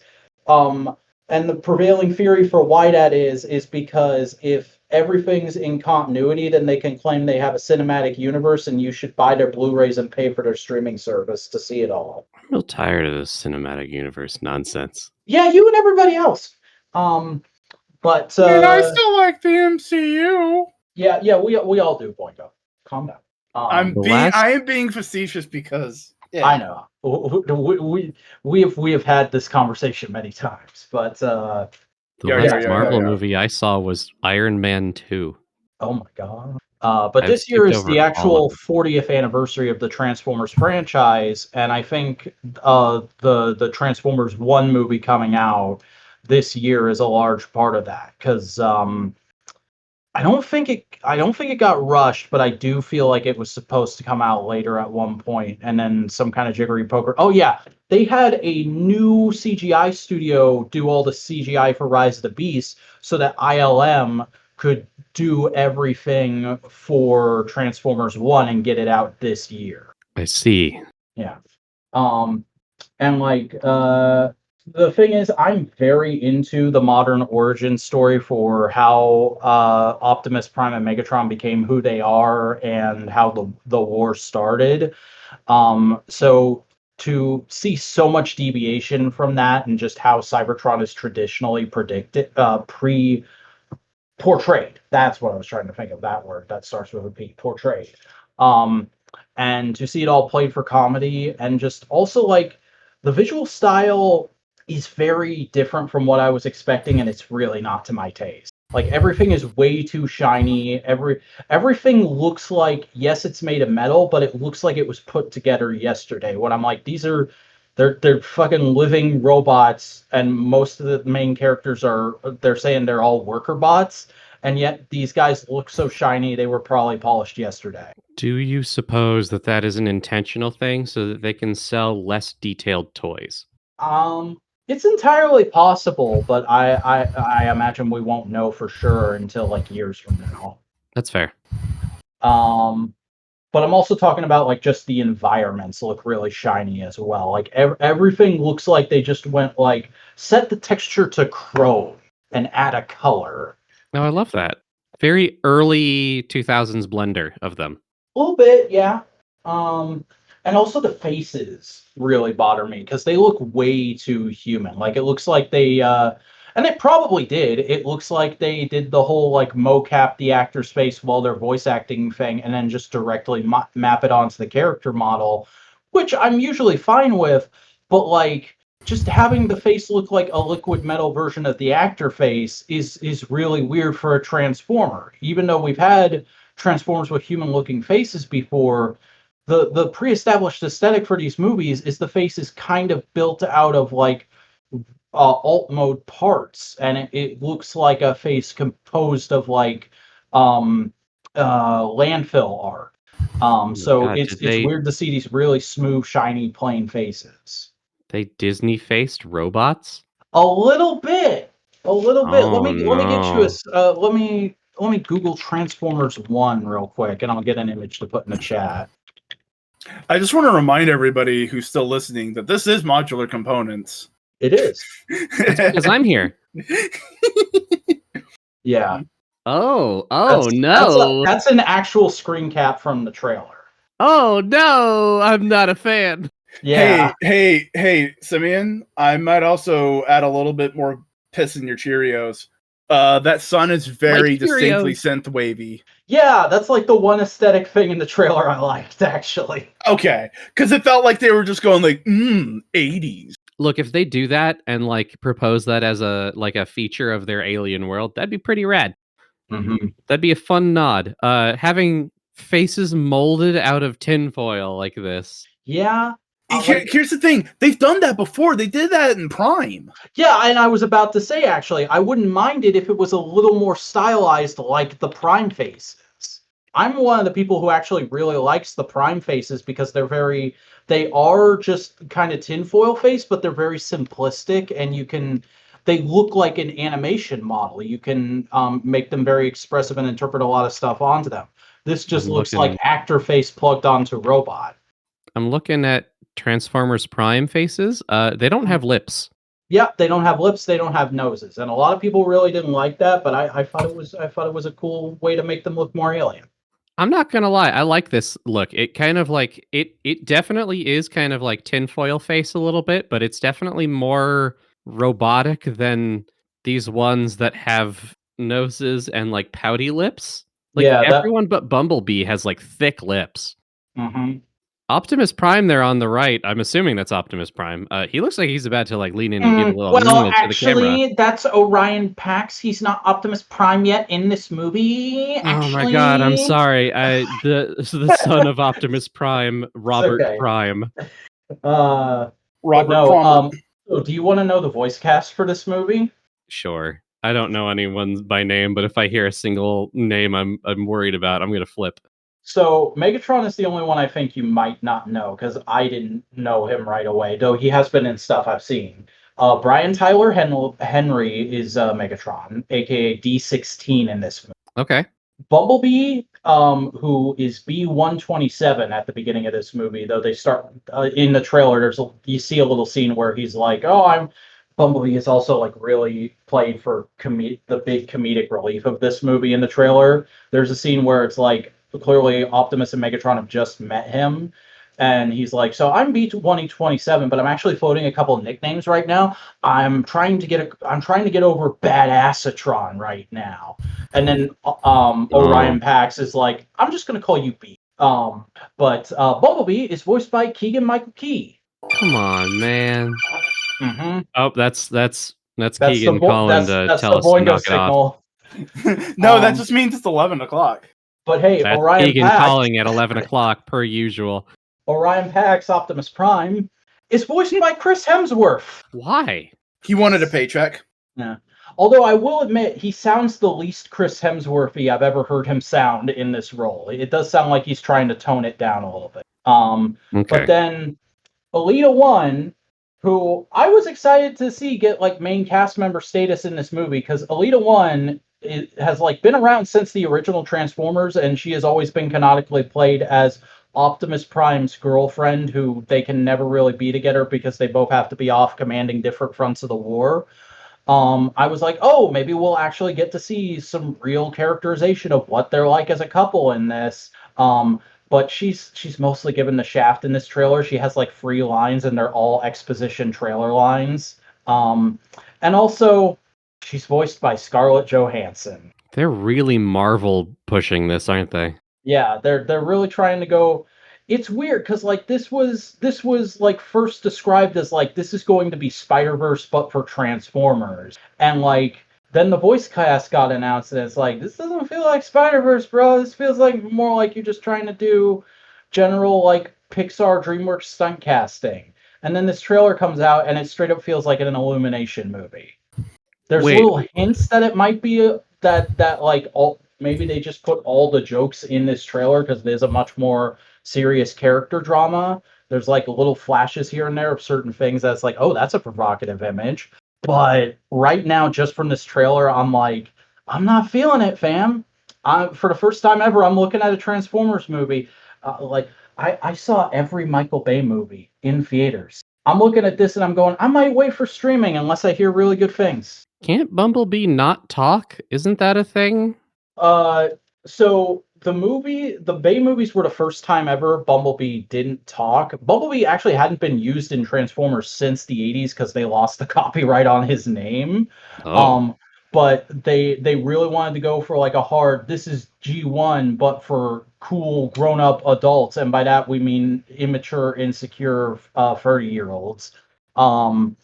With the movies. So they pushed really hard to get a lot of like notable G1 characters into it. And so they got the copyright back on Bumblebee's name. And the explanation in that movie, I think, is just, oh, his voice box was damaged at some point. So he's using the radio to communicate with you. But over time, as they kept using him again and again in new incarnations, it kind of developed to a story of Bumblebee does start out being able to talk, but then at some point during the war, somebody like shoots him in the throat or something like that, and he loses the ability to talk until like a little while after they get to Earth. Okay. Yeah. That makes sense. That's tolerable. By the way, sorry, my brain is a Transformers lore Bible. Yeah, I already knew that about you. I It's crazy. Actually There's this got- I guy who actually did got this a couple podcast for a while who sounds just like you. Talked about Transformers all the time. It's really weird. I actually asked to get on here like months and months ago before he ever announced he was quitting because I wanted to compare. I wanted to contrast. I wanted to see if like we were twins separated at birth or something. But I guess we'll just never know because nobody knows where that guy went. It's crazy. He Even though- disappeared. He went off into the sunset. He's searching for something. Yeah, he's out there. You know, he's I hear he's maybe like doing some matches in Japan or something like that. He's got a list. Is he checking it twice? Maybe, I don't know. Gonna find out who's naughty or nice. I don't know. Maybe he'll come In back Japan in a few specifically. and finish his story or something. Yeah. What were you talking about before Transformers? I think you were talking about like current VTuber culture and how it's kind of falling off. Oh, AI stuff. Yeah, Oh yeah, and that led into things looking weird. And okay, yeah. yeah. Things are things. Yeah. Topic change. What have you seen outside recently? Outside in the world, Yeah. uh, What's something you found? I saw a neat monarch outside? butterfly today. Oh, that's pretty good. Yeah. Pointing out, what about you? I don't really go out a ton, which Wow, is a shame. Look at this guy. I just don't have the capabilities. Well, soon you will, and I expect lots of selfies of you in the park. No, I've been the family started a garden. Ooh. Oh hell yeah! What you growing? Tomatoes, parsley, and onions. Oh, Very clean. you're getting real close to making some salsa. You're a few ingredients short, but you could. We could. You could. It's gonna It'd be a kinda while lousy till- salsa, but it'd be fresh. Oh, fresh lousy salsa. Yeah, which is better than sometimes proper ingredients store bought salsa. Let's be real. Boingo, have you been reading comics lately? Yes, I have. Been reading a ton of comics. I need to tell Lechy. So there's currently a Thor book going on right now. Oh yes, let's go. Uh oh. It's called Immortal Thor. Okay. And in this story, Wait, they've basically hold on. Yeah, Is yeah. it he already? Yes, that's part of the point of the story. Okay, carry on. They basically add a thing to like god type characters in Marvel. So like Thor, Loki, like gods of that kind of nature. Yeah. That they are alien beings, but there's a specific property that they have that they are heavily affected by story. So that's the way that they can kind of go like, we're not doing ancient alien stuff anymore because we understand how racist and wrapped up in stuff that kind of stuff is, but we still want these characters to be aliens, but we want humanity. You know, they're trying to bridge this gap. So they're still doing it. They're just doing it a little different flavor now. They're doing it their own way. Yeah. Okay. And so there's this evil corporate businessman called the Minotaur.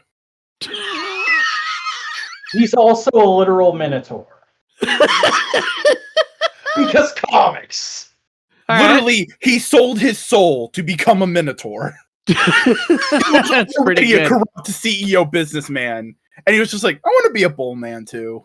Look, if Zuckerberg or Bezos would do this, I think that would be, frankly, one of the best decisions they've made in their entire life. I am all in on CEOs losing their soul to become crazy furry creatures. So Thor and him are like in the story, they're going at it, and literally Minotaur goes like, you're probably waiting for me to have like this big monologue of what I want.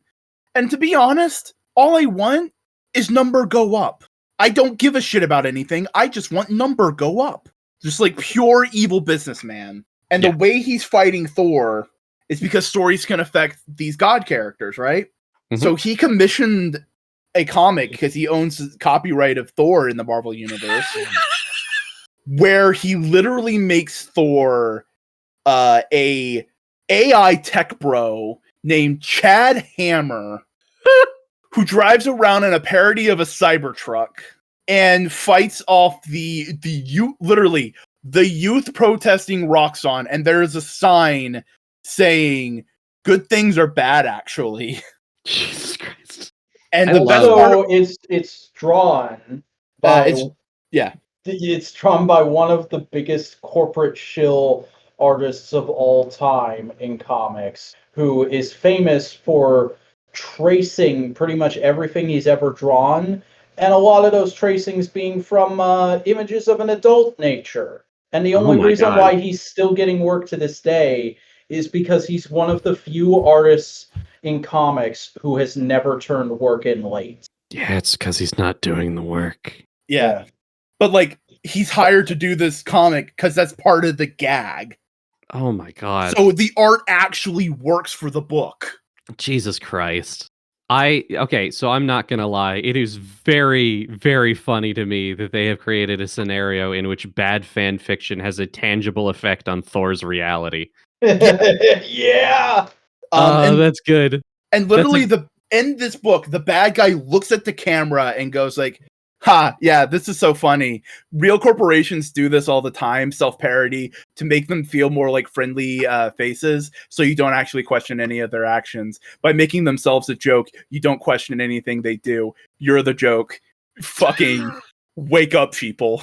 And there's Jesus also Christ. like in-universe ads in this comics, one of which is Captain America and a couple of little kids saluting a fracking station. Jesus Christ. Yeah. It is one of the most weird, biting things that Marvel has published in recent times. And like going back to the Greg Land thing, I just really want to applaud the book for like if it might have been like the one time in mainstream comics where it would have been appropriate and on topic to use AI art, and instead no, they commissioned an actual artist who's a better geeky in joke for the book. Jesus Christ. Yeah, here's the Minotaur, which is what he looks like right now. This is what he looks Oh, that's like. pretty sick. Yeah, giving his little speech at the end of the book, if I may recite it for the people in the audience. Before you do, his skull looks wrong. That may be Greg Land. Okay, carry on. I wanted to rotate into this experience for just a moment to speak to you directly. The comic is self-parody, of course, but parody is an effective weapon in these times. A brand that takes itself seriously is mocked. A brand that mocks itself has free reign, a free pass into every consumer's head. Screenshot the cheesy advertisements, turn them into memes, make them viral. A disease that nests inside you, make them harmless.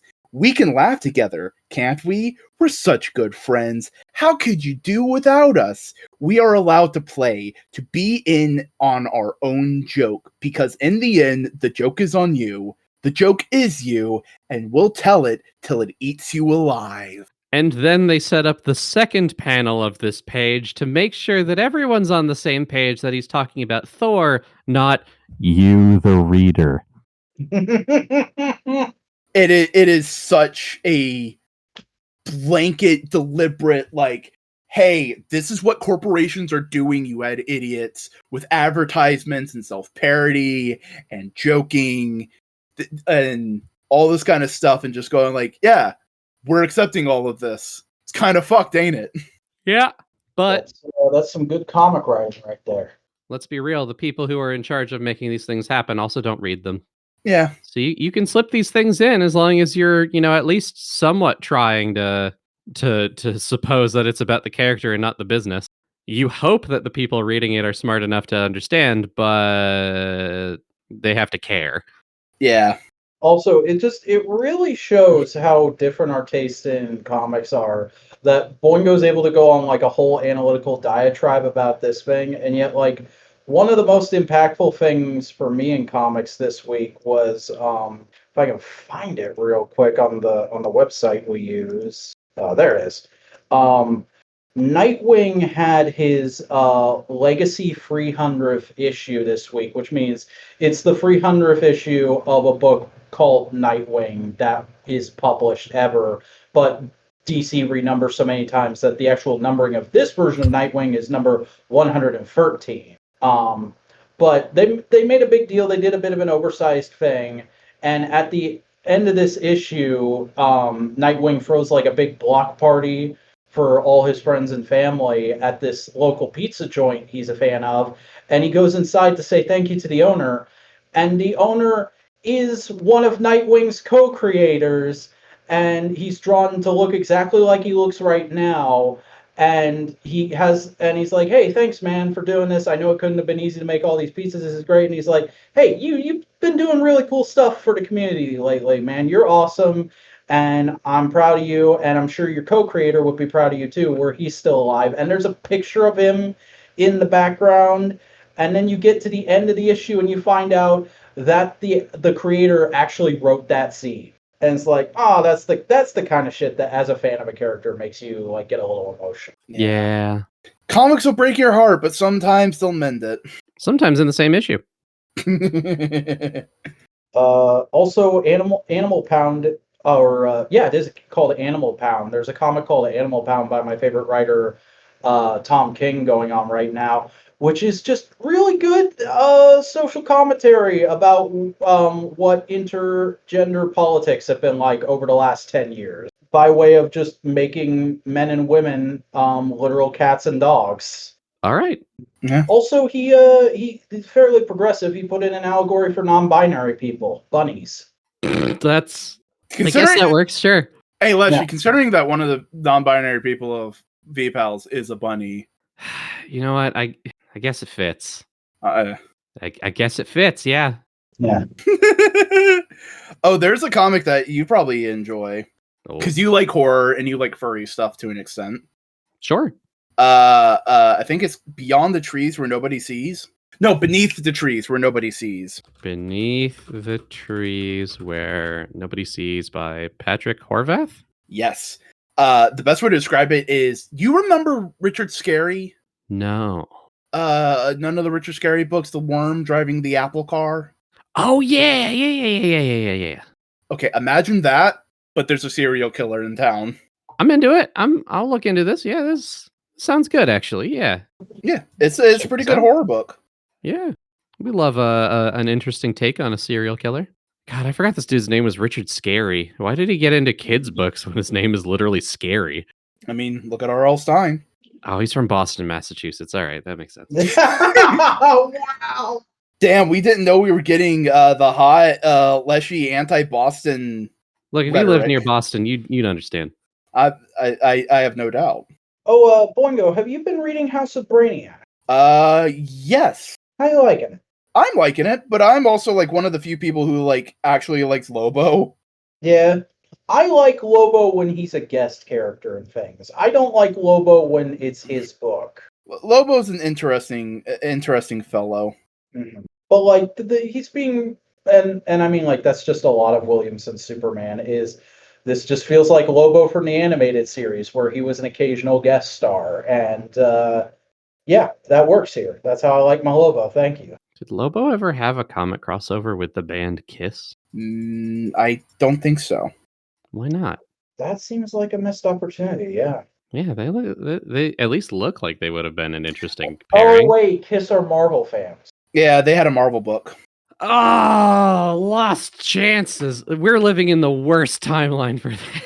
Someone go back in time and give Gene Simmons a Batman book. Oh, but how fucked up would they have been if Kiss came out with Joker makeup? Yeah. Never mind.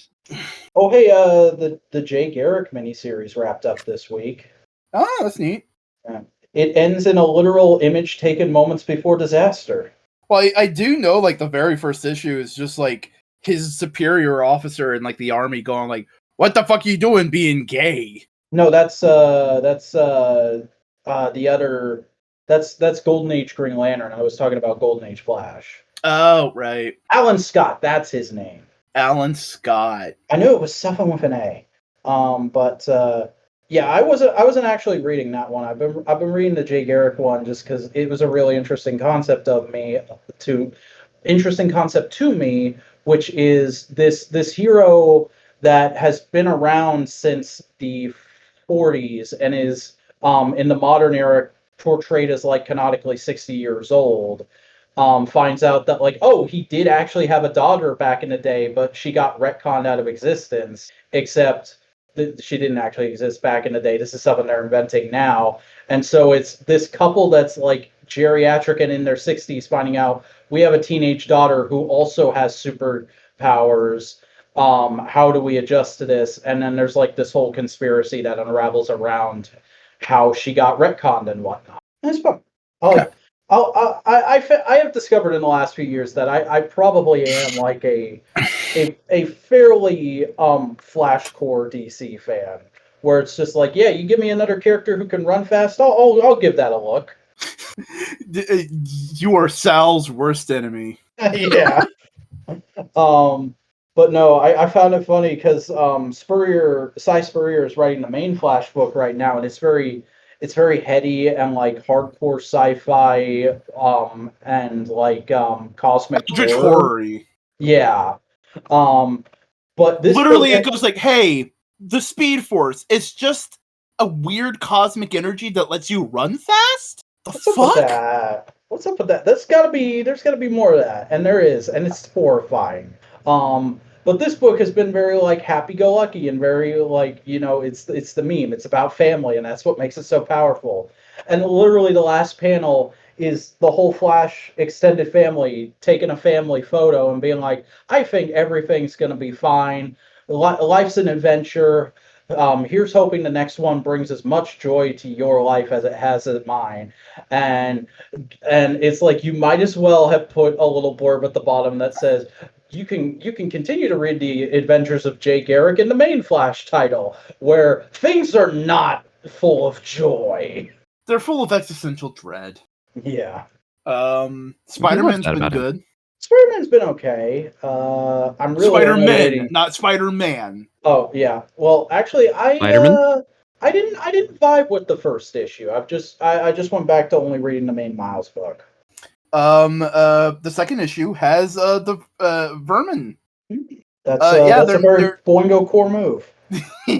They're doing a Spider-Man book with both Peter and Miles, and they're teaming up.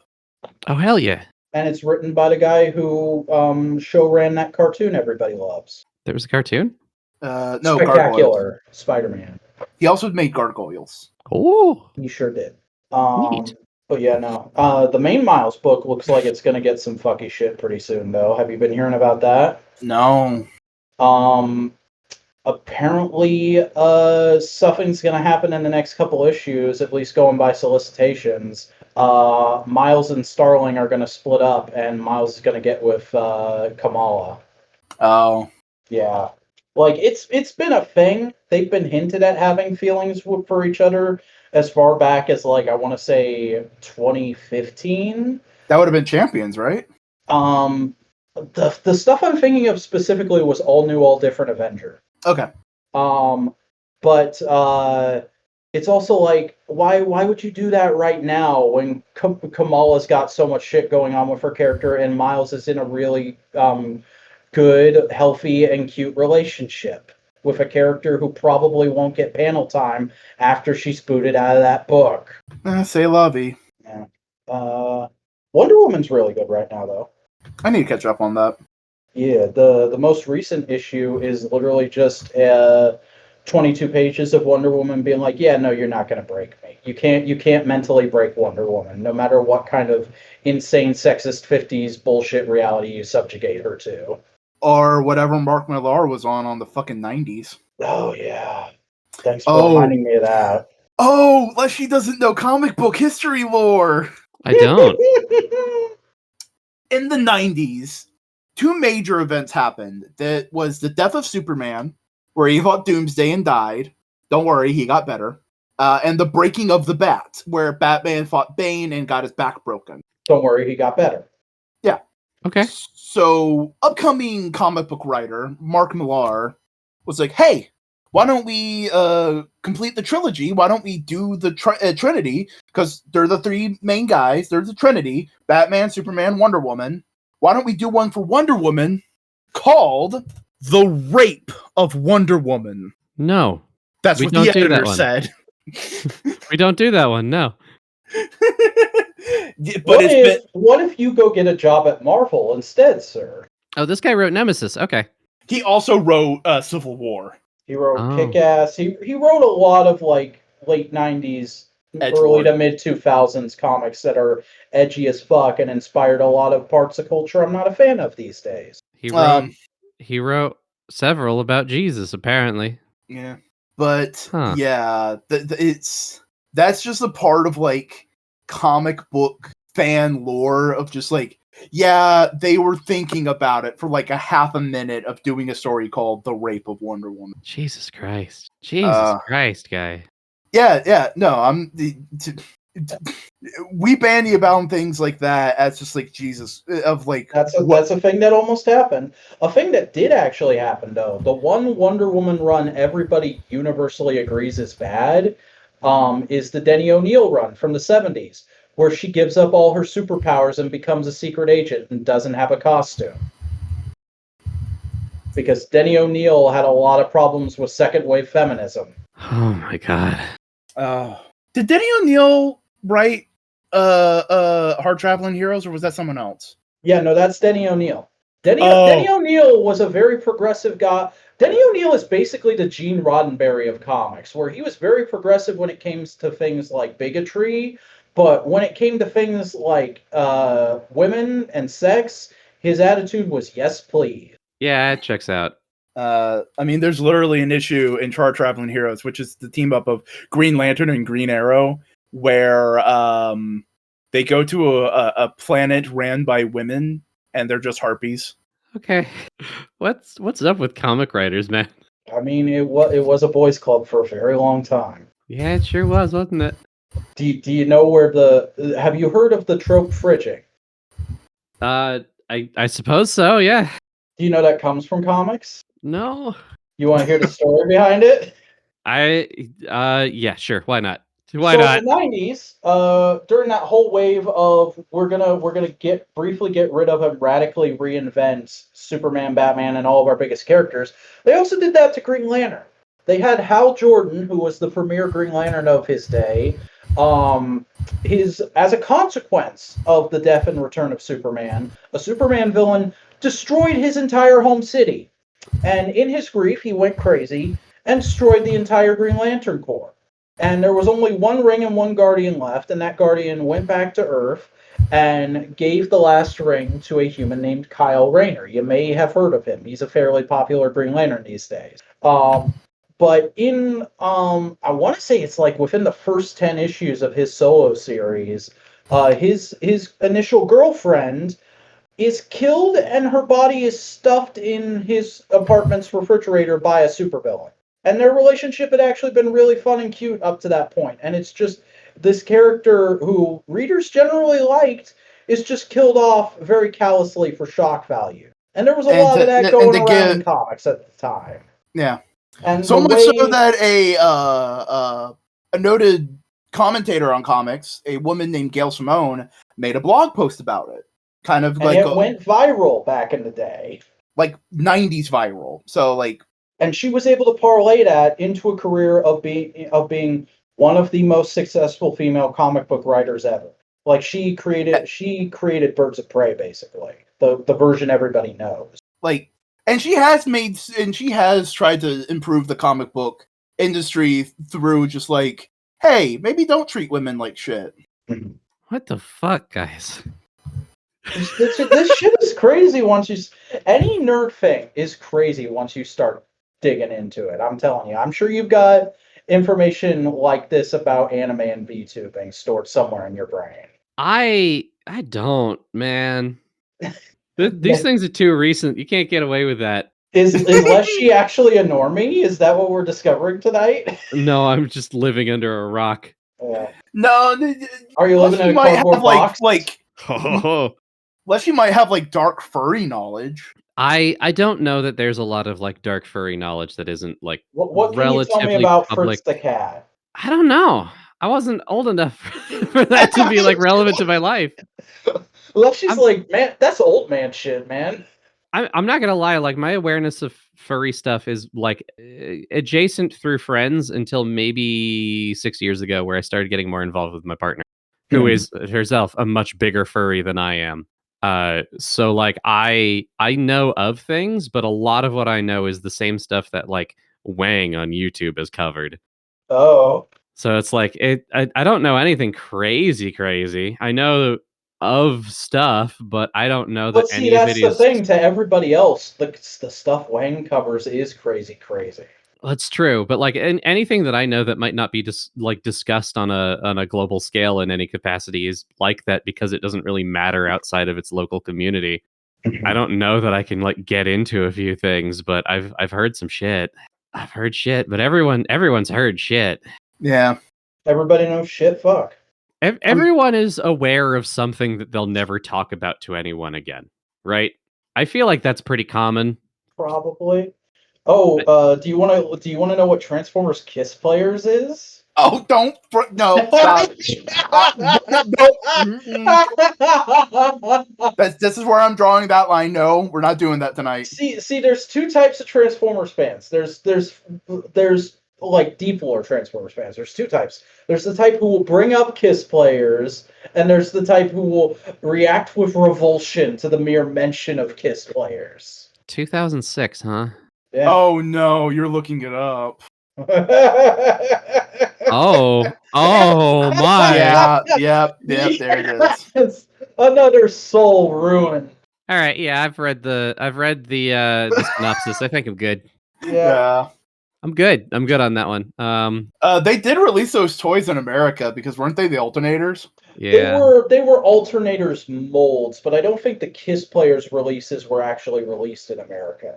Yeah, but that's what it did. That like the toys did somehow.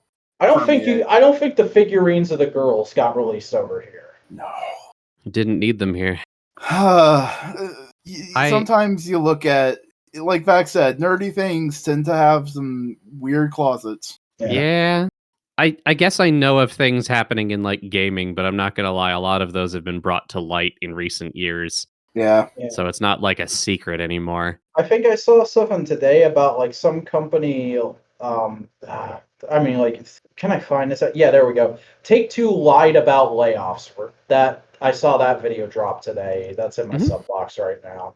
Yeah, I mean, there isn't an honest company out there. I think the closest we got is Larian Studios, and that's not saying much. Well, no, they're doing surprisingly well compared to their peers.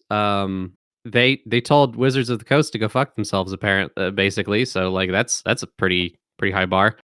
Oh, yeah. Hey, friendly reminder, that CEO finally stepped down last week. Oh! Doesn't mean things are going to change, but it's a positive sign. It is an avenue to a new direction, and they can take it. Will they? I don't know, but they can. Yeah. See, this is why I want to see more cooperative groups making things. Yeah, just fellas doing stuff. The Boingo mantra, make all media modular media. You do realize it's an evil scheme in my brain. If I became rich, I would slowly buy up Disney stocks and turn it into, like, do a corporate takeover and turn it into a worker cooperative. See, the thing is, like, I trust you, and I believe that is genuinely what you want to do, but there's always that voice in the back of my mind that's like, what if he becomes the very thing he's swearing to destroy in his effort? What if he just straight up pulls a Darth Vader? I think the secondary worry is that there aren't already people in the company right now who want to take that control for bad reasons. Oh, no, there is. But here's the thing. I want to take the control and then go like, all right, every employee of Disney, you now own a portion of Disney. We got to work together to run it. If you fuck up, Disney dies. Haha. I feel like the threat of company-wide failure would do a lot to more corporations that deserve that stress.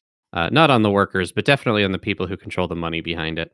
But I mean, it's part of the benefit of like a cooperative ownership of the business you're working in. It's like, yeah, a lot more of the pressure's on you because you got to run the company now because CEO is a superfluous job. It's not needed. If everyone's voting and working together, CEOs will still be needed to like organize things. But like, that's getting into organizational politics and bleh. But you are now also just like those millions and millions of dollars of like bonuses the CEO gets. That's now being passed to every employee. I'm not gonna lie. There's a part of me that firmly believes that like the stress of what was I just saying? The kind of like shared stress of making sure that everything works out on everyone's shoulders is roughly equal to the way that a person measures their direct impact on the company they're working for. And that is a problem with a lot of things in that the small employees at the bottom are treated so much like trash that they have no investment in what they're doing and thus are miserable constantly. When you shoulder more of that burden as a collective, as a co-op, then you feel like you yourself are a more meaningful part of the entire process and probably are able to work with more morale and more passion. Yeah. I sure as shit felt better when I felt like I mattered to my job and not in the way that I was being exploited by my boss. I've only felt that once, but that was a blissful moment. There's a reason why I want, like, there's a part of me that goes like, yeah, I want to make a big business so I can hire all my friends so they can, so we can make cool shit and they don't have to worry about shit and we can all work together and make something cool. 40 podcasts. 40 podcasts, at least one puppet show. Yeah. And a secondary puppet show where the puppet is the host of a podcast. You don't get to see the puppet, but you know it's there. And every once in a while you just hear some felt brush up against the mic. And people who are introduced to it by friends don't know that it's a puppet until they they look into it a little bit more, like, oh, what else does this guy do? Oh, what do you mean Mr. Muffin Top isn't a real guy? What do you mean he's a frog? I've been listening to a frog for 30 episodes. And just one episode, he just randomly goes like, as a frog living in America. As a frog. I hate everyone who can do a Kermit voice that I can't do. I want to do a Kermit voice, but I can't. You gotta kind of like thrust your tongue into the back of your throat. That can you do? I'm so used, like, it's back old habits. You're on the podcast. I've actually been really off with voices lately. Like, I read Batman Hush for the first time the other day, and I was trying to like figure out what voice I wanted for each character in my head, and I was like having trouble. Of all characters, I was having real trouble getting the Joker down, and I started trying to read some of the dialogue out loud in a Joker voice because I was alone in the house at the time, and I was like, wow, I'm terrible at doing the Joker, and I have no mental Joker voice. How did this happen? That's the problem. It's because you are alone in the house. You need an audience to pull the artiste out of you. Yeah, Batsy, you need an audience to get you right up close and see you smile. Nothing gets beyond spinning like being observed. Growing up with Kevin Michael Richardson Joker, I always want him a little more high pitched, a little more goofy sounding. So I'm always trying to go like, see that kind of. See, my default's like going to Mark Hamill. That's what that's just me trying to rip off Mark Hamill right there. Yeah, it's just a generational difference, really. Yeah. Even though there's not a generation between us. You know how I got these scars? Miss Piggy sat on my face really hard. It's crazy what'll happen to you when you're not prepared. I mean, she's a pig. She's probably got tusks. Yeah. Next to her vagina? No, yeah. They could be making out. Yeah, she's got them right down there, protecting the cave. It's like teeth, but with tusks. That happens. That's a movie. Somebody make that. No. That's like a thing that has happened to people. Do you not know about that? No, I've heard about that. I mean, there's a whole horror movie where a woman has jagged teeth on her vagina. Did you know that is like part of the original story behind what would eventually become Moana? Did you know that's what happens to Maui? Bruh. Did you not know that? I mean, it's obvious that it didn't make it into the film, but Maui. I've I am only not. seen the movie. I I am had no not. interest in the original story. I'm not going to see the sequel. I'm not going to see the live action, even if they actually get The Rock back to play Maui. No. What I mean is, like, I am not an expert on Hawaiian folklore, right? But Right. if I am remembering correctly, the original story behind, like, Maui is that, if I'm remembering correctly, there is a point in his tale where he tries to make love with, I think, like, the goddess that also is, like, the big volcano. Mm. And he's, like, putting the moves on her, and, like, she's semi-receptive, I guess. But he's like, all right, I'm going to go and fuck this mountain. And then he goes down to her cavern entrance. And he's like, all right, I'm going in, baby. I'm about to fuck this mountain. And Why then does he this gets just feel like I'm reading Leshy's he actual dwarf fiction novel? he finds out that she has obsidian teeth down there and gets chewed up and killed. Damn. I'm about to I gotta do fact checking on my own shit, but that is like, Oh, hey, you want to know a fun thing about the Irish folk hero Cuchulainn? Sure. sure. He basically started being a hero at a very young age, as a young boy. And at one time, he was in a town, and they were about to go to war. But if I remember right, a witch cursed the town that any adult man would understand the feeling of pregnancy when about to fight a war. Oh. So the war is about to start, and all the men just crumple over in pain, except Cuchulainn, because he's not an adult man yet. So he goes out and fights a war single-handedly. What an absolute lad. Cuchulainn, Irish folk tales are fun. Oh, okay. I've got the story.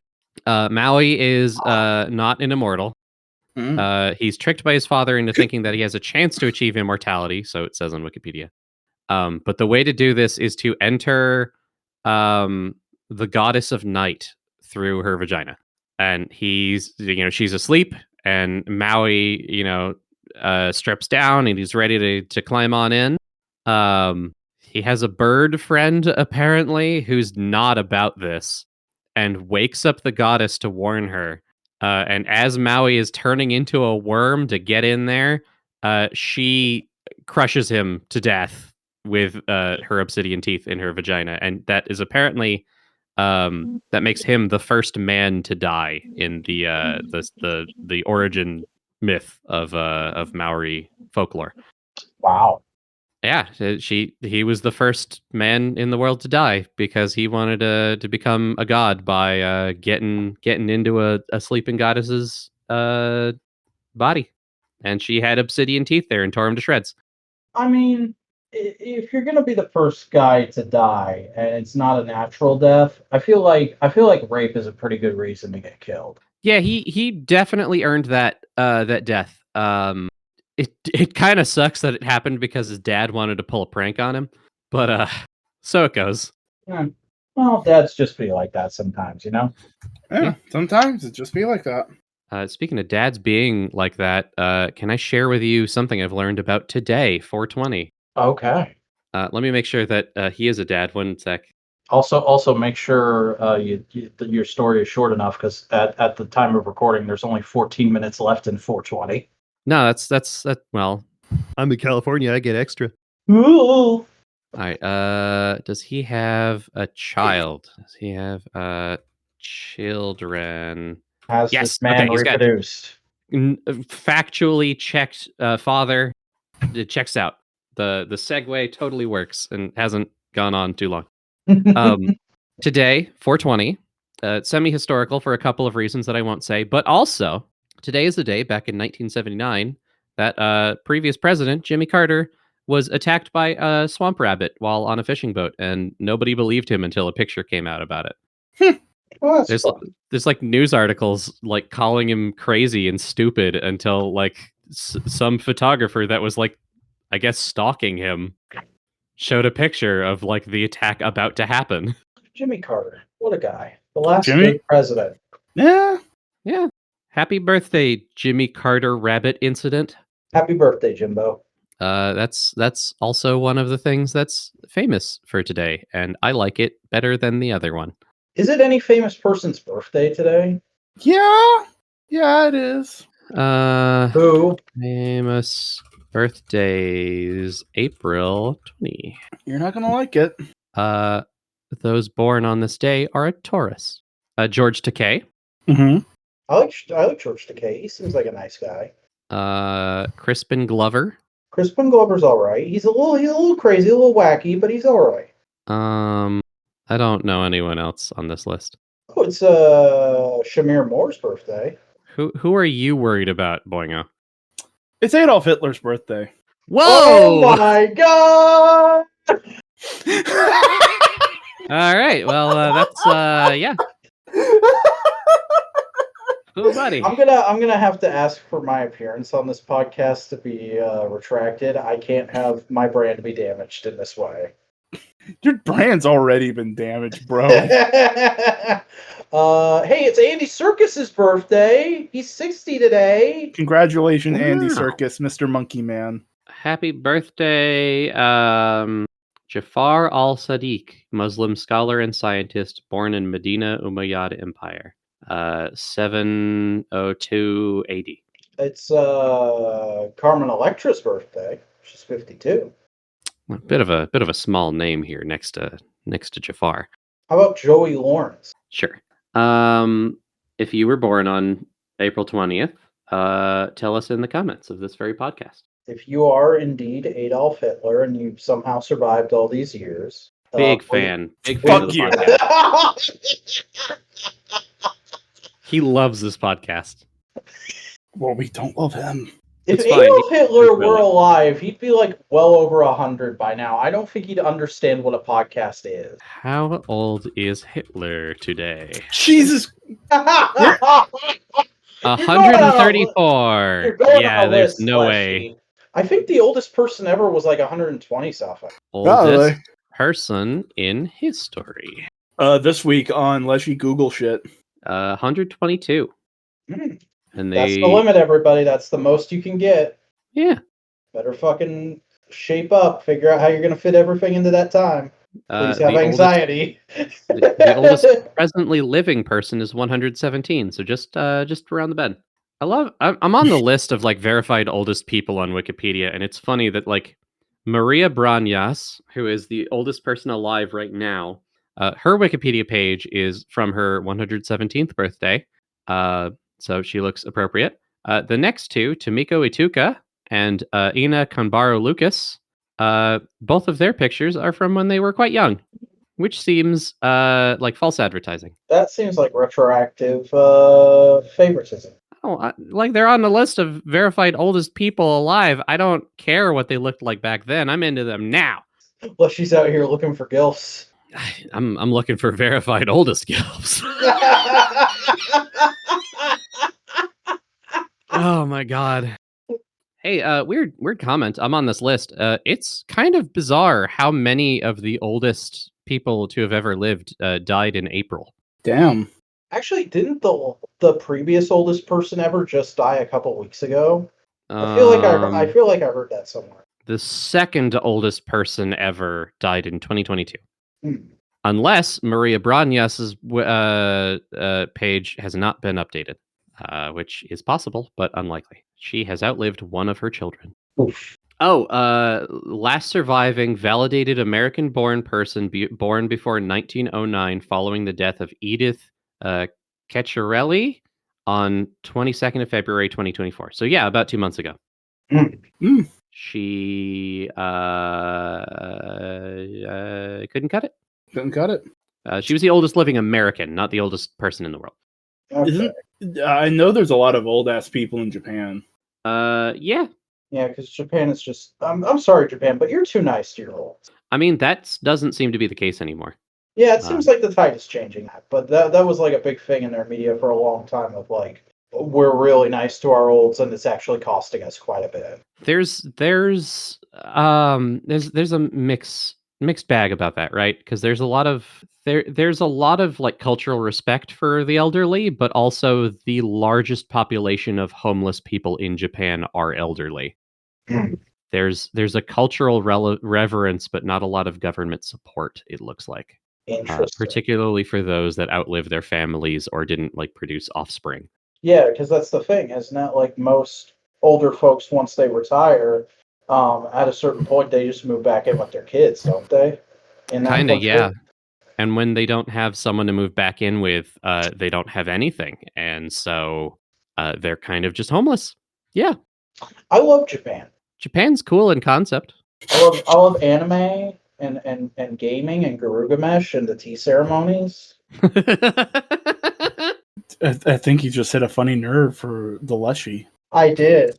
Garugamesh. Yeah. Oh, that's right, Boingo. Sakura-con. Yeah. You laughed about thinking of Sakura-con. No. It's a dual purpose thing because Sakura-con was also the con that we were jokingly talking about getting a VPALs meetup in because it's close to a couple of the others. Yeah. Well, And fucking Sakura-con ikimasu. Yeah, it's still going on, and that is astonishing to me. They survived Garugamesh. I feel like Garugamesh probably gave them the power to last on. Like that meme no was doubt. so embraced by the anime community that it's like we can't let Sakura-con die ever. This is a cultural touchstone for us now. It was excellent advertising, that's for sure. If they hadn't have made that advertisement, silly as it was, would they be where they are today? I don't know. Probably not. Probably not.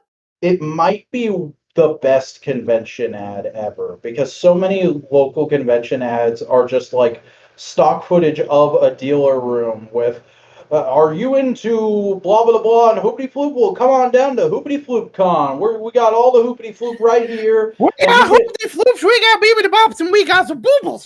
You want some boobles? And you can even meet Stinky McShitfart from the Boopity Floops reboot from 2006. He's going to be here signing autographs all day. You can come and hang out. With that in mind, Garugamesh, silly as it is, has so much sincerity and genuine like love in it. Yeah, the guy saying it looks like he's having a great time. Everyone looks like they're having a great time, and it's stupid. It's so dumb, but there is so much sincerity and heart in it. Like it's how that can rare. You ignore it? It's that rare, like so bad it's good thing where clearly everybody is in on the joke, but that didn't ruin it. Yeah. And then it spread around like wildfire, and a few people who never would have considered it saw that and went, haha, that's pretty funny. All right, maybe I'll give it a shot. And here they are. Mm-hmm. Jesus, Joseph, and Jehimini went to Sakura-con. I what does a person named Jehimini look like? Google search Jehimini. Not hegemony, Jehimini. Wow. Maybe I'm not spelling this correctly, but did you just get porn? No, I got 2 links in Google, which is the smallest return I've ever had in my life. Interesting. Oh no! Oh my god! She lost fuel. Okay. So let me take a screenshot here for you. This is what I searched, and it's. I'm probably spelling Jehimini wrong, but how are you supposed to spell it, right? Right. I look at one. This is what I'm given. Like old text, old book, right? What even is that even English? Or is that I don't think so. That looks like I don't know. That looks like a type of font that I would see in like some 90s movie that plays with like Middle Eastern fantasy. Yeah, that's the vibe. But that's not the only thing, right? Because I opened the second link, and this is what greets me on the next screen. Oh no! That should be a thumbnail. That please do if you want. I'm just gonna put the word gay. The one is a Google books read from this ancient book, and the next one is just clandestino gay. That's gonna be my fucking I can't even think of a thing that could be a name for. I like the idea of a character called Clandestino Gay. That's your new D&D character. Simeon. Yes, that's what I'm gonna go into the comic shop next Thursday night, and I'm gonna be like, hey guys, can I play D&D? Here's my character sheet, and they're like, all right, buddy, sure. No. D&D nerds will look at that and go like, fuck yeah, Classiendo gay. That's Mr. Gay to you. No, talking about tabletop RPGs, I've been working on like a superhero world to run a superhero one. Oh, yeah. Would you like to hear some of the heroes I have made? yes. Some of the heroes and the villains. So you have a brand new superhero universe. So of course, the first thing you need is a Superman analog. Yeah. So mine is a guy called Atom. And I'm just not gonna bury the lead for anybody who'll be playing it is probably not gonna listen to this podcast. Whatever. He's Frankenstein. Like basically the monster. Yeah. So basically, back in the day, Victor Frankenstein makes Victor the monster. The story of Frankenstein happens as it does, but I changed the end of Adam, which is what the monster decides to name himself as Adam. Going like, no, I'm going to be empathetic, and he just basically, because of I'm futzing with the story. He's a perfect being, so he just becomes immortal, and as he lives longer, he starts getting Superman powers. Till eventually the inciting incident of the superhero universe happens, and he goes like, I gotta help. So he basically becomes Superman through that, the whole thing. Given the comparisons that can be made between the original tale of the Jewish golem and Frankenstein and Superman in general, I think that is an interesting path to carve between them. I think there's a lot of similarities that you can make that tell an interesting and nuanced story. And then on the complete other side of that, I wanted to have like a mecha character, like an Iron Man robot-y kind of thing. Soup. So on the other end of that is, I don't know her civilian name, but we have a trans lesbian pilot who is piloting about a 10-foot tall mecha that's painted up to look like a bunny girl called Big Stompa. That's cute. I like that. That's real silly. I like it. It's silly, but there's also like a like Zach, you're gonna appreciate this. I'm designing the world as if I am designing a publishing line. Mm-hmm. So I'm making characters, and I'm going like, what would their story be in their comic? Yeah. So there's other elements I can play with. So the big thing with Big Stompa and her story is that she has an AI, like sci-fi AI companion, and there is a will they won't they relationship drama with them. But the big thing is she's an AI hologram character, and there's no way for them to be intimate. So, Meanwhile, the big rival character is full on toxic Yuri, hating each other kind of thing. So it's like a love triangle angle thing, big and messy, but it's also Big Stompa, and it's a lot of big emotion. Well, the Frankenstein Superman guy is a lot more like smaller, nuanced moments. It's like, you know, those moments of Superman we fucking love, Simeon, of this like an unbound god looking upon Earth and going like, I love you and I'm proud of you. That's Adam. Nice. So like that's the kind of directions that things are going in. You know, I had a realization about Superman a couple weeks ago, actually. He sucks. I'm kidding. No, I love Superman. But the thing with Superman is people always talk about like his creation, and they're like, oh, Siegel and Schuster were Jewish, so they put a lot of like Jewish mythology into him. Like he's clearly kind of based off of Moses and that tale in minor ways. And it's like, yes, that is there, but also like I think Superman was more directly based off of like Siegel and Schuster and their parents because of what was going on in the world and Jewish people having to immigrate to America more heavily at that time. I mean, he was very much felt like they had their cultural mythology that they put in there, but also it's a whole lot about immigration. Yeah. I Which mean, kind of it's- isn't the biggest thing about the mythology. That's a little part that just keeps happening coincidentally. Yeah. Like with Superman itself, it's a lot about like immigration, but it's through the Jewish lens, so the Jewishness is always going to be there. Mm-hmm. It's also why I'm like in the camp of like, I'm pretty sure James Gunn's gonna do a good job, and I'm looking forward to that movie. But man, we almost had a Superman movie directed by Steven Spielberg. And the thing, and people don't even realize like how Jewish Spielberg gets, even though that is his name. Like, people don't realize Raiders of the Lost Ark is literally a Jewish revenge film. It's a power fantasy. Yeah. And then you have Schindler's List. Mm-hmm. And if you want to look at it a certain way, you could kind of see Minority Report as like a thematic look at like that kind of like pogroms, ghettos, things of that nature. Yeah. To be fair, any film in which a Nazi gets shot is cathartic for half of the world. Yeah. Yeah. And it's very Oh, fuck. enraging to a very small, very stupid percentage of Americans. Have y'all seen Sisu? I've never even heard of it. It's from 2022. It's Finnish. Okay. I'm Is sorry it for like the with like a dog? No. I'm sorry for the tangent, but it's related to Nazis. Is this just a Nazi cast? No, Jesus no. Are we the baddies? No, we're talking about killing them. It's fine.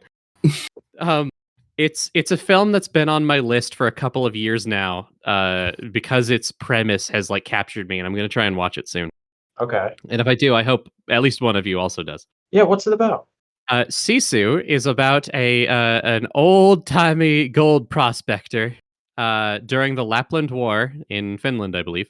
I've never heard of that war. That it was in 1944. It happened in Oh the no, southern. I have heard of this war. Okay. Yeah. Yeah. It was between Nazi Germany and Finland and the Soviet Union.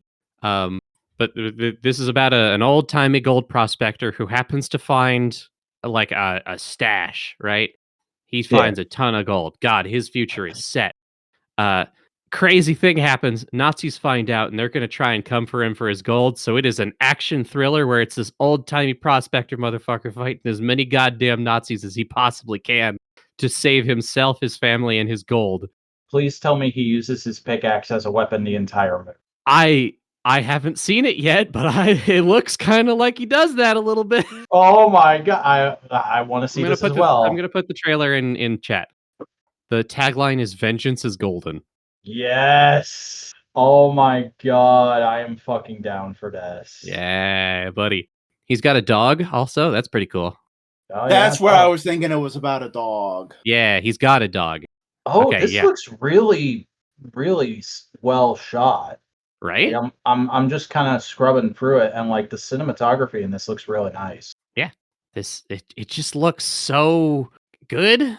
I Also, don't know if it's like the lead actor playing, I assume, Sisu. He looks a lot like I forget his name, but the actor who plays Alan Grant in Jurassic Park. I don't know. The It's film not itself him. is Finnish, so it's probably not the guy, but Yeah, I'm just saying he's got that same vibe as that guy of like distinguished but can be badass older gentle. yeah. Apparently, it was created by the producers of John Wick. Oh, that's neat. I did not American realize that. producers helping other countries. Yeah. I forgot this trailer's really good. I forgot how fun this was. This is pretty great. I've been putting off watching this for like a couple years now, and I think I'm finally going to get to it. I don't know. Killing Nazis just popped this up in my mind, and this is like on the short list to watch at some point, maybe this or next weekend.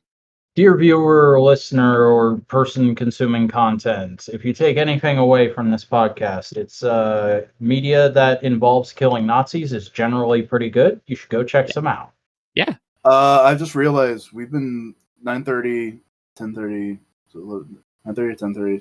We've been going for like about 2.5 hours. Christ, how long do you Nice. usually go? Yeah, Hour and a half. how long does this show tend to run? I'm Oops. not familiar with the dynamics here. You fuckhead. All right, well, this is going to be a long one. You can cut out whatever parts you want. Yeah. None of it. It was all gold because you are my friends and you are Oh. funny. Oh. We talked about killing Nazis a lot, and you wouldn't want to cut any of that out. Yeah. So why don't y'all tell the people who you are and where they can find you? Why don't you start, alphabet leader? Fuck. Hi, I'm Boingo Writer. I do a variety of things on the internet. You can find me on YouTube at Boingo Writer. I make video essays and reviews of Common Writer. You can also I find. hear that guy rides commons. Is that correct? It's kind of hard to ride a mask. I mean, you can Well. figure it out. You get a smooth enough mask. You get a nice steep incline. How you do that depends on how you want to spend a Friday night. Let's be real.